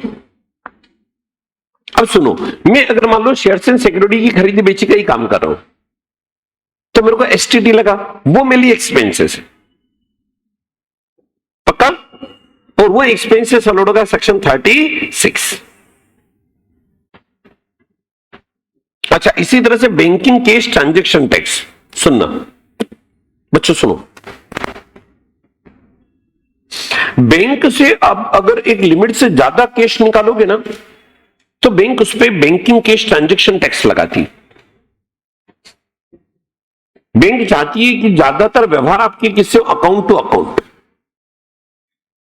अब मेरा तो बिजनेस है साहब, मेरे को कभी कभी बिजनेस के पर्पज से ज्यादा कैश निकालना भी पड़ गया और वहां बैंकिंग कैश ट्रांजैक्शन टैक्स लग गया, तो उस खर्चे को अलॉट किया गया है। पक्का बच्चों? चलो अब सुनना बेटा, सेक्शन 36 के अंदर जमाने भर के छोटे छोटे खर्चे हैं, जैसे आपने इंश्योरेंस प्रीमियम पे करा ना, ये इंश्योरेंस प्रीमियम गुड्स का है, धंधा लेके बैठे तो गुड्स का बीमा कराएंगे। बच्चों मेरे को बताओ, असेट का बीमा कहां लोड होता है? ईशा, असेट का इंश्योरेंस कहां लोड होता है? सेक्शन 30 में बिल्डिंग का इंश्योरेंस 31, तो यहां बीमा है गुड्स का, पक्का? अच्छा, फेडरल मिल्क कोऑपरेटिव सोसाइटी, ये देखो मैंने आपको अमूल मिल्क का एग्जांपल दिया था, जहां पर कि federal milk cooperative society primary milk cooperative society के जो मेंबर्स हैं उनके एनिमल्स का इंश्योरेंस कर देती, premium federal milk cooperative society दे देती है, तो वो प्रीमियम का खर्चा फेडरल मिल्क कोऑपरेटिव सोसाइटी के लिए खर्चा है। हेल्थ का इंश्योरेंस, देखो एम्प्लॉयर अपने कर्मचारियों का अगर हेल्थ इंश्योरेंस या मेडिक्लेम कराता, प्रीमियम कंपनी पे कर, एम्प्लॉयर पे करा, तो वो उसको बिजनेस के खर्चे के रूप में दिखाएगा। बोनस एंड कमीशन, अब बेटा बोनस एंड कमीशन अगर है तो देखो मालिक ने अपने कर्मचारियों के लिए बोनस से कमीशन दिया होगा, ये बोनस से कमीशन अलोड है खर्चे के तौर पे, लेकिन आगे चल के मैं इसको सेक्शन 43B से भी कनेक्ट करूंगा, और 43B में मालिक के द्वारा दिया गया बोनस कमीशन पेमेंट बेसिस पे अलोड है, और पेमेंट आप इस साल कर सकते हो, इवन ITR फाइल करने की ड्यू डेट तक भी कर सकते हो। Interest on borrowed capital, section 36(1)(3), देखो आज की तारीख में हर बिजनेसमैन को मार्केट से मनी बोरो करना पड़ता है, तो उसमें ब्याज लगता है, उस ब्याज की छूट देंगे, लेकिन उसके लिए 3 बातें देखना। पहली बात, बोरिंग शुड बी जेन्युइन, सिर्फ ब्याज दिखा तो उससे काम नहीं चलेगा, बोरिंग साबित करनी पड़ेगी। पहली बात, borrowed money must be utilise for business, वो धंधे के नाम पे पैसा लिया, उसका यूज भी बताना पड़ेगा, और इंटरेस्ट या तो पेड होना चाहिए, पेबल, पे कर दिया तो भी अलोड, पेबल है आउटस्टैंडिंग है तो भी अलोड। ऐसा क्यों बोला? क्योंकि कई बार हम इंटरेस्ट फ्री लोन ले लेते अपने रिश्तेदारों से धंधा करने के लिए, बिजनेस करने के लिए, तो उस पर ब्याज अलोड नहीं होगा। अच्छा, अब ये जब मैंने इंटरेस्ट आपको पढ़ाया था ना, तो इसमें बहुत सारे कॉम्बिनेशन भी बताए थे। एक मैंने बॉम्बे समाचार कंपनी प्राइवेट लिमिटेड का पारसी सज्जन का केस बताया था, और उसमें उसने क्वेश्चन उठाया था कोर्ट के अंदर कि यार आपके एक अकाउंट में फेवरेबल बैलेंस है, दूसरे में ओडी है, तो ओडी क्यों लिया? तो एक बड़ा जजमेंट अच्छा निकल के आया था कि इनकम टैक्स डिपार्टमेंट की पावर भी नहीं कि वो आपसे पूछे लोन क्यों लिया। लेना नहीं लेना वो बिजनेसमैन का डिस्क्रिशन, उसका विवेक है। अच्छा, यही मैंने एक और बात और बताई थी आपको कि मान लो आपने सपोज करें टेलीफोन बिल भरा, इलेक्ट्रिसिटी बिल भरा, और वो आपने लेट भरा, तो उस पर पेनल्टी लगती लेट भरने पे, तो पेनल्टी वो पेनल्टी पहले डिसॉल्व होती थी, लेकिन अब वो अलोड इस ग्राउंड पे होती कि वो पेनल्टी कोई कानून तोड़ने की नहीं है, पेनल्टी डिले मतलब इंटरेस्ट के रूप में पेनल्टी एज इंटरेस्ट है। तो अगर मान लो मैं इनकम टैक्स सुनी, अगर मान लो मैं जीएसटी भरने में लेट हो गया, GST business expenses self allowable, income tax के एग्जांपल को मैंने वापस क्यों लिया? क्योंकि इनकम टैक्स डिसअलाउड एक्सपेंसेस है। मैं जीएसटी भरने में लेट हो गया, टेलीफोन बिल, इलेक्ट्रिसिटी बिल भरने में लेट हो गया, तो उसमें जो पेनल्टी लगा वो अलाउड है। क्लियर बेटा? जीरो कूपन बॉन्ड, सुनना बच्चों,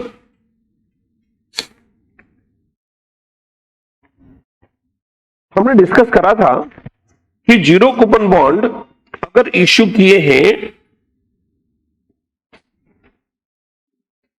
इंफ्रास्ट्रक्चर कैपिटल कंपनी ने, इंफ्रास्ट्रक्चर कैपिटल फंड ने,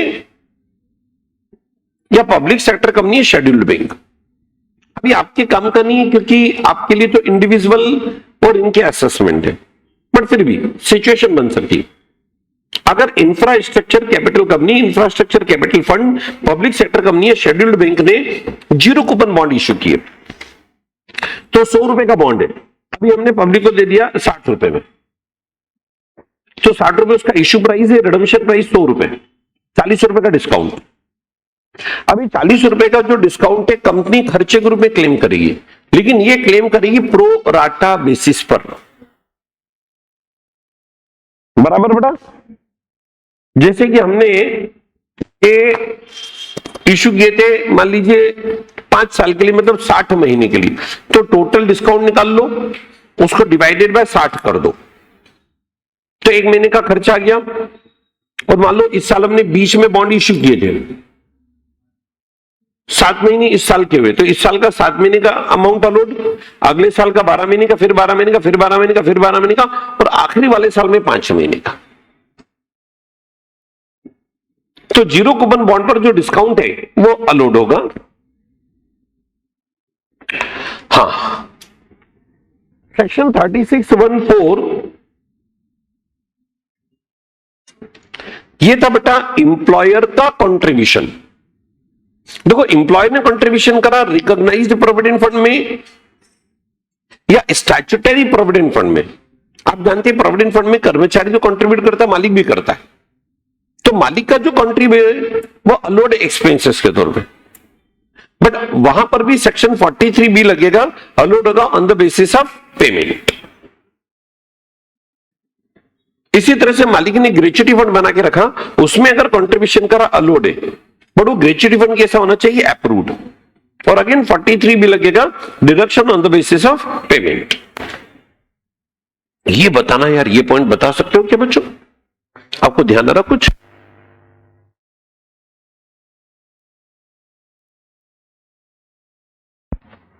ये कुछ ध्यान आ रहा बेटा? इंप्लॉय का कंट्रीब्यूशन, तो आपको अगर ध्यान हो तो मैंने ऐसा बताया था यार आपको। नहीं नहीं, ऐसा नहीं बेटा। हाँ जी बोलो। नहीं नहीं, इसको ऐसा लेना पड़ेगा। हाँ, ये ऐसा है बेटा, मान लो मेरी कंपनी है, 500 लेबर काम करती है, हम उनकी तनख्वाह में से कंट्रीब्यूशन काट लेते हैं, बराबर।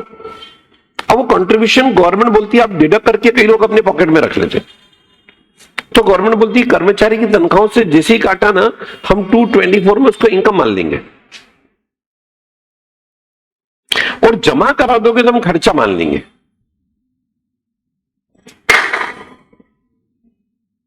लेकिन डिडक्शन मिलेगी on the basis of payment under section 43B। पक्का? हाँ जी। Deduction for loss of animals. अब बताओ, एनिमल्स अगर मान लीजिए हमारे बिजनेस में असेट के तौर पे है और किसी कारण से लॉस हो गए, जैसे मैंने एग्जांपल दिया था, रेस कोर्स होता है, हॉर्स जो है वो उनके लिए एक तरह से असेट है, और किसी कारण से कोई हॉर्स जो है अब डिस्क्वालिफाइड हो गया या डेथ हो गई, तो वो लॉस जो है वो सेक्शन 36(1)(6) के अंदर अलोड है।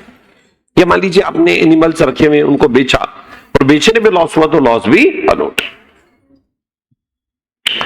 हाँ जी, अप्रूव्ड ग्रेच्युटी फंड करा चुका था मैं, ये भी करा चुका था, लॉस ऑफ एनिमल रिपीट हुआ। बेड डेप्ट नहीं हुआ, नहीं हुआ, नहीं मेरे को याद है, वो मैंने कराया था 41(4), और 41(4) के अंदर बात क्या था कि बेड डेप्ट पहले हुआ था और बिजनेस बंद होने के बाद रिकवर हुआ। लेकिन बेटा यहां तो अभी पैसा डूबने तो दो, और डूबने पे अनलोड होने की बात है। नहीं नहीं, बहुत अलग है, आपके समझ में नहीं आया हितेश, आपके बस का नहीं। लेबर सेक्शन 36(1)(7) के अंदर बेड डेप्ट है। बेड डेप्ट अलो करने के लिए आप लोगों के सामने 4 कंडीशन है। पहली बात तो डेप्ट आपको साबित करना पड़ेगा कि आपने माल बेचा। दूसरी बात, आपका जो डेटर है वो बिजनेस से रिलेटेड होना चाहिए, और जो डेटर का अमाउंट है उसको आपने पहले इनकम के तौर पे शो कराओ। और चौथी बात, अपनी बुक्स ऑफ अकाउंट से भी आपने उसको राइट ऑफ कर दिया, बराबर। तो हम बेड डेप्ट को अलो करते हैं, अदरवाइज नहीं। अच्छा चलो, बाद में चल के अमाउंट रिकवर हो गया तो टैक्सेबल हो जाएगा।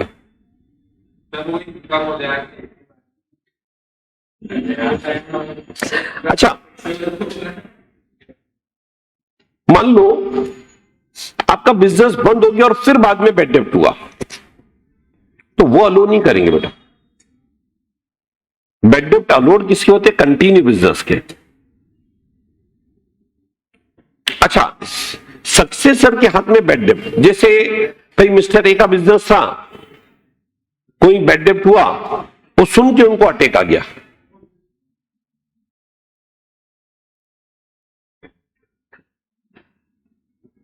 चलो वो तो अलोड हो जाएगा, वो तो व्यक्ति भी अलोड हो जाएगा।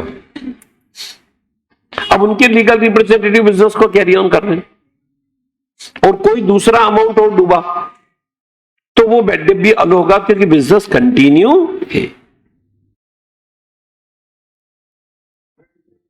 हाँ, फैमिली प्लानिंग एक्सपेंसेस, या मैंने बताया था ओनली फॉर कंपनी, कंपनी ने रेवेन्यू नेचर का खर्चा करा अलोड, कैपिटल नेचर का खर्चा करा वो भी अलोड, कितने साल के अंदर? 5। सिक्योरिटी ट्रांजैक्शन टैक्स बता दिया था बेटा। एडवर्टीजमेंट, हाँ बहुत बढ़िया पॉइंट।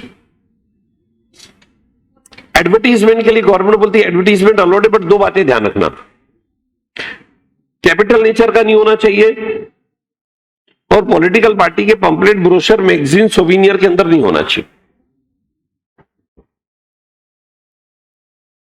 चलो, जनरल डिडक्शन। अब ये खर्चों के अलावा भी अगर कोई अन्य खर्चा हुआ तो अलोड होगा सेक्शन 37 सब सेक्शन 1 में, बट कुछ कंडीशन। पहली कंडीशन, एक्सपेंसेस 30 से 36 में कवर नहीं होना चाहिए, पर्सनल नहीं होना चाहिए, कैपिटल नेचर का नहीं होना चाहिए, बिजनेस कैरी ऑन होना चाहिए, करंट ईयर से रिलेटेड होना चाहिए, और आखिरी पॉइंट ये है कि स्पेसिफिकली डिसअलोड नहीं होना चाहिए। कुछ खर्चे स्पेसिफिकली डिसअलोड है।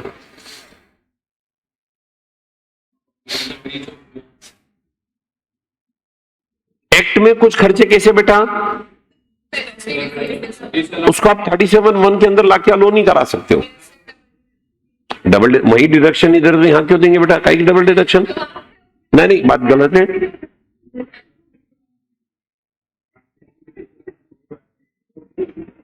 चलो यहां तक क्लियर?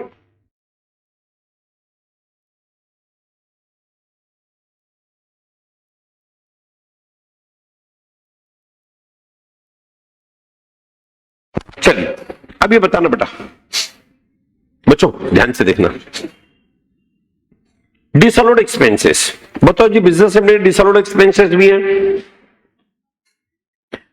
पहला डिसअलोड एक्सपेंसेस, अगर मान लो आपने भारत के बाहर पेमेंट करा, इंटरेस्ट का पेमेंट करा, रॉयल्टी का पेमेंट करा, टेक्निकल फी का पेमेंट करा, भारत के बाहर करा, टीडीएस नहीं काटा, डिसअलोड 100% डिसअलोड। या नॉन रेसिडेंट को पेमेंट करा, टीडीएस नहीं काटा, 100% डिसअलोड। अच्छा, इंडिया में आपने किसी रेसिडेंट को पेमेंट करें कुछ और टीडीएस काटना था और नहीं काटा, तो वहां फिर गवर्नमेंट ने 100% डिसअलोड नहीं करा, जिसपे टीडीएस काटना था उस खर्चे का 30% ही डिसअलोड कराए। चलो, प्रॉफिट पर टैक्स मतलब income tax, income tax not allowed, wealth tax मेरी हट गया। अच्छा, रॉयल्टी फी,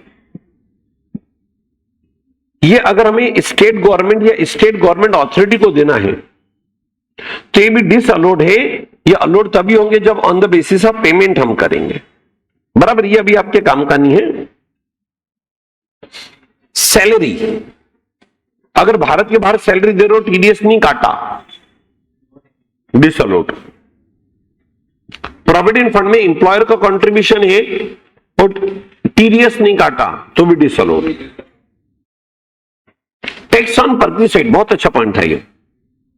आप अपने कर्मचारी को जमाने भर की सुविधाएं दे रहे हैं और उस पर उसका जो बनने वाला टैक्स है वो आपने भर दिया और उस टैक्स की आप छूट ले लो तो वो डिसअलाउड है।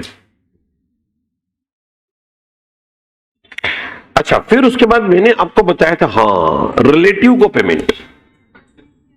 अगर आपने अपने रिलेटिव को या बिजनेस में सब्सटेंशियल इंटरेस्ट रखने वाले व्यक्ति को अनरीजनेबल या एक्सेसिव पेमेंट कर दिया, फेयर मार्केट वैल्यू से ज्यादा पेमेंट कर दिया, तो डिसअलाउड है। रिलेटिव की डेफिनेशन भी मैंने बताई थी आपको। रिलेटिव की डेफिनेशन में स्पाउस को शामिल किया था, ब्रदर सिस्टर को शामिल किया था, लीनियल असेंडेंट एंड डिसेंडेंट को हमने शामिल करा था। अच्छा, सब्सटेंशियल इंटरेस्ट हमने तब बोला था जब 20% या उससे ज्यादा प्रॉफिट में शेयर हो और कंपनी है तो 20% या उससे ज्यादा वोटिंग राइट हो। चलो कैश पेमेंट, बोलो जी 10,000 रुपए से ज्यादा का पेमेंट है तो तभी अलोड होगा जबकि आपने उसको अकाउंट पे ही चेक से या बैंकिंग सिस्टम से कराओ। लेकिन उसके कुछ एक्सेप्शन मैंने बताए थे रूल 6DD में। आपने बैंक को पेमेंट करा, गवर्नमेंट को पेमेंट करा, बैंकिंग सिस्टम को पेमेंट करा, कैश में चलेगा। बुक एडजस्टमेंट है, किसी से लेना था देना भी था वो आपस में एडजस्ट कर लिया, वो चलेगा। आप किसी फार्मर को पेमेंट कर रहे हैं, छोटे लोगों को पेमेंट कर रहे हैं, जैसे जो फॉरेस्ट प्रोड्यूस लेके आते हैं उन लोगों को पेमेंट कर रहे हैं। फिश या फिशिंग बिजनेस के अंदर जो मछुआरे होते हैं जो कि फिश कलेक्ट करके लेके आ रहे हैं उनको पेमेंट कर रहे हैं, तो ये छोटे लोग हैं, यहां पर पेमेंट आपने कैश में कर दिया, चलेगा। सिमिलरली कॉटेज इंडस्ट्री को आप पेमेंट कर रहे हैं, लेकिन ये कॉटेज इंडस्ट्री ऐसी है जो विदाउट एड ऑफ पावर काम कर रही है, कैश में पेमेंट कर दिया, चलेगा। या आपने ऐसी जगह पेमेंट करा जहां बैंकिंग फैसिलिटी नहीं तो भी चलेगा। या आपने ऐसे कर्मचारी को रिटायरमेंट बेनिफिट दिए जिसका रिटायरमेंट बेनिफिट ही 50,000 बनता है, मतलब इतने छोटे लेवल का कर्मचारी होगा, उसको भी कैश दिया, चलेगा। आपने सैलरी का पेमेंट किया और टीडीएस काटने के बाद और कर्मचारी टेम्परेरी पोस्टेड था या ऐसी जगह काम कर रहा था जहां बैंकिंग फैसिलिटी नहीं है तो भी उसको कैश दिया तो चलेगा, क्योंकि वो ऐसी जगह काम कर रहा है जहां पर की बैंकिंग फैसिलिटी नहीं है। बैंक हॉलिडे या बैंक स्ट्राइक के समय पेमेंट करा, कैश कर सकते हो उस समय। आपने अपने एजेंट, ऑथराइज्ड डीलर या मनी चेंजर को पेमेंट करा तो पेमेंट भी आप कैश में कर सकते हो। बोलो बेटा, क्या यहां तक सब बच्चों को क्लियर? अच्छा, अनअप्रूव्ड ग्रेच्युटी फंड का कंट्रीब्यूशन डिसअलाउड है, नॉन रिकॉग्नाइज्ड प्रोविडेंट फंड में भी किए गए कंट्रीब्यूशन डिसअलाउड है। पहले बताओ, यहां तक मैंने बड़ा सेगमेंट कंप्लीट करा दिया, यहां तक सब बच्चों को क्लियर? पक्का? चलो सुनना बेटा ध्यान से। अब कुछ स्पेशल प्रोविजन से 3-4 और हेड समाप्ति की ओर आ जाएगा, थोड़ा ध्यान से सुनना बेटा। सेक्शन 43 भी बात करता है कुछ ऐसे एक्सपेंसेस जो अलोड है on the basis of payment. Government को टैक्स, ड्यूटी, फी, सेस देना बाकी, या इंप्लॉयर का कंट्रीब्यूशन प्रोविडेंट फंड में, सुपरएन्यूशन फंड में, ग्रेच्युटी फंड में, या कर्मचारी को बोनस या कमीशन देना है, या इंटरेस्ट देना बाकी है public sector company, financial institution, state financial corporation को, या शेड्यूल्ड बैंक या कोऑपरेटिव बैंक को, या कर्मचारी को लीव इनकेशमेंट का पैसा देना बाकी है, या इंडियन रेलवे को पैसा देना है, तो ये सब अलोड होगा only on the basis of. और पेमेंट कब तक कर सकते हैं? आईटीआर फाइल करने की ड्यू डेट। अच्छा, ये सेक्शन आपको अगर ध्यान हो तो मैंने कैपिटल गेन में बताया था, ये उन लोगों के लिए कि जिनके पास land and building stock in trade के रूप में, लैंड एंड बिल्डिंग इन्होंने स्टॉक इन ट्रेड के तौर पे बेचा और स्टैंप ड्यूटी एक्ट की जो सरकारी वैल्यू से कम में बेचा, 10% तक का डिफरेंस हम कंसीडर करते हैं, उससे ज्यादा डिफरेंस होगा तो नहीं कंसीडर करेंगे। हम स्टैंप ड्यूटी एक्ट की वैल्यू लेके चलेंगे और स्टैंप ड्यूटी एक्ट की भी वैल्यू उस दिन के लेके चलेंगे जिस दिन आपने रजिस्ट्री करी। लेकिन हम एग्रीमेंट की डेट की भी वैल्यू को लेके चल सकते हैं बशर्ते एग्रीमेंट की डेट के दिन रिटर्न एग्रीमेंट हो और कुछ कंसिडरेशन या पार्ट ऑफ द कंसिडरेशन आपने चेक से पे करा, चेक से। ये डिस्कस कर चुके थे बेटा अपन। 44AB बुक्स ऑफ अकाउंट, इसमें बोलो बेटा मैंने 4 कैटेगरी बांटी थी, प्रोफेशनल, उसके बाद प्रोफेशनल को भी 2 कैटेगरी बांटा था, ए बी, फिर other person. Books of account maintain करना, 4 कैटेगरी बनी थी यार बेटा। प्रोफेशनल को 2, प्रोफेशनल में भी ए बी, हाँ, और अन्य यस, बराबर बेटा। यहां मैंने बताया था कि प्रोफेशनल पर्सन के केस में देखना है 1,50,000 रुपए, याद है बेटा 1,50,000 रुपए का ग्रॉस रिसिप्ट। अगर पिछले तीनों साल का ही ग्रॉस रिसिप्ट 1,50 को क्रॉस करता, आप कैटेगरी ए में आ गए, बुक्स अकाउंट मेंटेन करना पड़ेगा। हाँ, तीनों साल में, बराबर बेटा। और अगर ऐसा नहीं है तो फिर आपको बुक्स अकाउंट मेंटेन करना तो पड़ेगा, लेकिन उसका फॉर्मेट फिक्स नहीं, आप अपने हिसाब से कर सकते हैं। अच्छा, बिजनेस हेड के अंदर अदर पर्सन की कैटेगरी में मैंने बताया था कि हम दो बातें देखेंगे, आपका टर्नओवर और प्रॉफिट। टर्नओवर 10 लाख से ज्यादा, प्रॉफिट इनकम 1,20,000 से ज्यादा, दोनों में से एक भी अगर ज्यादा है तो आपको बुक्स अकाउंट मेंटेन करना है। हाँ, और किन किन लोगों को बुक मेंटेन नहीं करना है? जिनका टर्नओवर भी कम और बुक प्रॉफिट भी कम, बराबर बेटा, पक्का। अच्छा, बुक मेंटेन भी करनी पड़ेगी तो क्या मेंटेन करनी पड़ेगी? Cash book, journal, ledger, bills, expenses के वाउचर, 25 रुपए से ज्यादा का भी खर्चा किया तो उसका वाउचर, और डॉक्टर अगर है तो उसको बेटा केस रजिस्टर भी मेंटेन करना पड़ेगा, और इसी तरह से मेडिसिन देता है तो मेडिसिन का स्टॉक का रजिस्टर भी मेंटेन करना पड़ेगा। और ये कितने साल तक मेंटेन करेंगे? 6 साल। अच्छा, 44 AB में मैंने ऑडिट पढ़ाया था, किन लोगों को ऑडिट कराने की आवश्यकता है? बिजनेसमैन को टर्नओवर 1 करोड़ से ऊपर, प्रोफेशनल को 50 लाख। 50 लाख से ज्यादा ग्रॉस रिसिप्ट तो इनको ऑडिट कराना पड़ेगा। अच्छा, उन लोगों को भी ऑडिट कराना पड़ेगा जो 44 AD AE, वो जो स्पेशल स्कीम है, प्रिजम्पटिव स्कीम, उस ऑप्शन को नहीं ले रहे हो, लोअर प्रॉफिट शो कर रहे, तो उनको भी ऑडिट कराना पड़ेगा। बस अब अंतिम स्कीम देख लो, ध्यान है बेटा। 44 AD,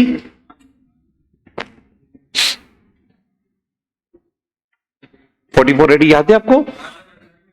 मैंने बताया था आपको, कोई भी इंडिविजुअल पर्सन है, रेसिडेंट है, HUF है या पार्टनरशिप फॉर्म, बट LLP को छोड़ के ये किसी भी प्रोडक्ट का बिजनेस कर रहे हैं और टर्नओवर इनका 2 करोड़ रुपए के अंदर है, पक्का? तो इन लोगों को बुक्स ऑफ अकाउंट मेंटेन करने की जरूरत नहीं, सीधा 8% प्रॉफिट हम मान लेंगे, और जितना इनका सेल बैंकिंग सिस्टम से हुआ उस पर 6% ही हम प्रॉफिट मानेंगे, बराबर बेटा। इनको बुक्स ऑफ अकाउंट मेंटेन करने की जरूरत नहीं, ऑडिट कराने की जरूरत नहीं, लेकिन हाँ सेक्शन 30 से 36 तक के खर्चे अलोड होंगे क्या? नहीं, बराबर बेटा। डायरेक्ट 8%, जितना टर्नओवर बैंकिंग सिस्टम से हो उस पे 6% प्रॉफिट। अच्छा, लोअर प्रॉफिट शो करेंगे तो ऑडिट भी कराना पड़ेगा और बुक भी मेंटेन करना पड़ेगी, पक्का?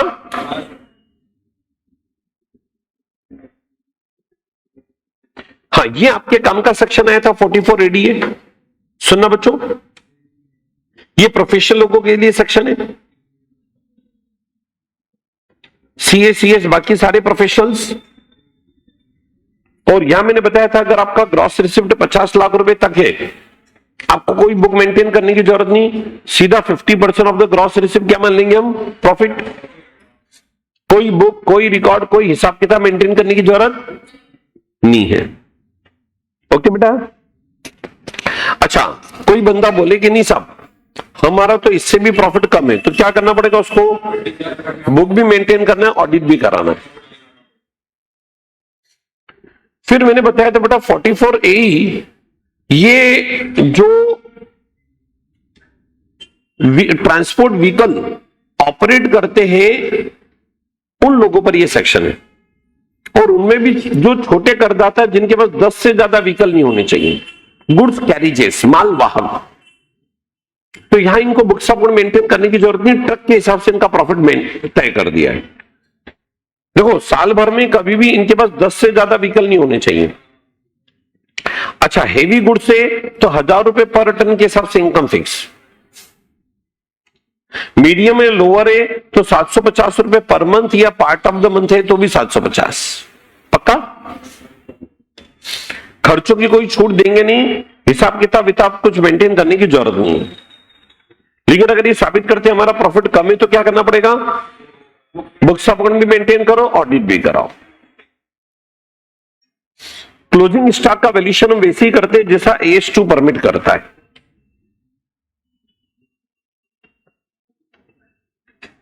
हाँ, ये एक पॉइंट था अपना 80 CD नहीं, 3614A नोटिफाइड पेंशन स्कीम में एम्प्लॉयर का कंट्रीब्यूशन। सुनना बच्चों, हमारे यहां काम करने वाले जो कर्मचारी ना, उनके लिए हमने पेंशन फंड बना रखा, पेंशन फंड में हम कंट्रीब्यूशन कर रहे हैं। अगर हमने अपने यहां कर्मचारियों के लिए पेंशन फंड बना रखा, उसके लिए कंट्रीब्यूशन मैं कर रहा हूं मालिक, तो मालिक के लिए सेक्शन 3614A के अंदर खर्चे के तौर पे अलाउड है, but maximum 10% of the salary. और सैलरी में क्या क्या लोगे? Basic salary plus D under agreement. बराबर बेटा?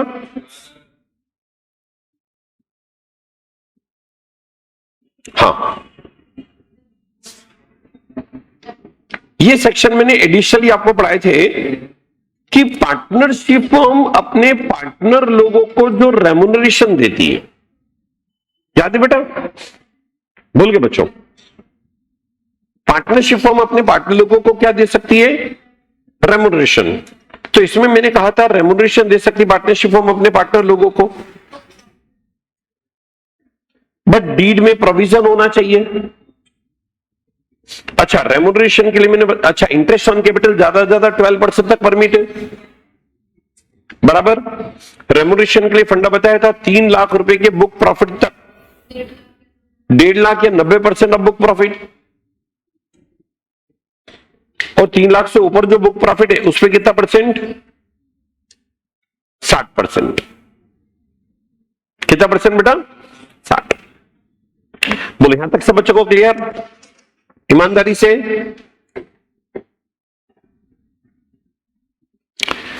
Income competition and disclosure statement, ये मैंने बताया था बेटा आपको, income competition and disclosure statement याद है आपको?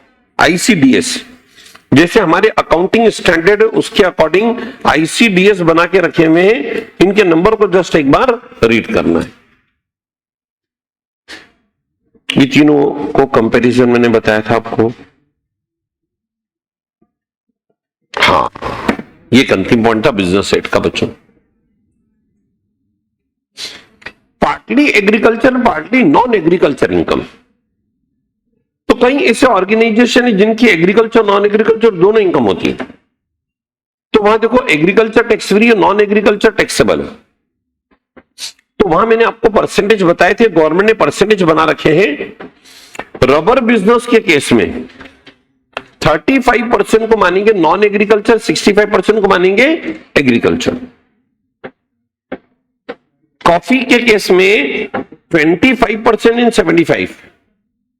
लेकिन यही कॉफी अगर roasted coffee mix with chicory और इस तरह के डिफरेंट फ्लेवर, तो वहां फिर 40% कमर्शियल, 60% एग्रीकल्चर। टी बिजनेस के केस में टी ग्रोइंग एंड मैन्युफैक्चरिंग दोनों है, तो 40% नॉन एग्रीकल्चर और 60% एग्रीकल्चर। अच्छा, अब एक बात और बताओ, 2 मिनट जवाब दो। Agriculture income tax free India में, लेकिन मैंने जब एग्रीकल्चर इनकम चैप्टर पढ़ाया था आपको बताया था गवर्नमेंट बोलती तो एग्रीकल्चर टैक्स फ्री, लेकिन टैक्स लगाते समय गवर्नमेंट क्या करती है सुनो, अगर एग्रीकल्चर इनकम 5,000 से ज्यादा और non agriculture income basic limit से ज्यादा, तो दोनों को जोड़ देती है। दोनों को जोड़ के बेटा अपन टैक्स निकालते, फिर बाद में एग्रीकल्चर इनकम में बेसिक एग्जम्पशन रेट जोड़ के टैक्स निकालते, उतना घटाते, और फिर आगे की प्रक्रिया बढ़ती, जो भी बाकी सारी चीजें एज यूजुअल। ध्यान है आपको? इन्हें गवर्नमेंट का बोलने का तरीका agriculture is tax free, but देखा जाए तो कहीं ना कहीं वो एवरेज आउट करें तो टैक्स लग जाता है। चलिए बेटा, ये था बेटा बिजनेस प्रोफेशन सभी बच्चों को धन्यवाद। Thank you, thanks a lot.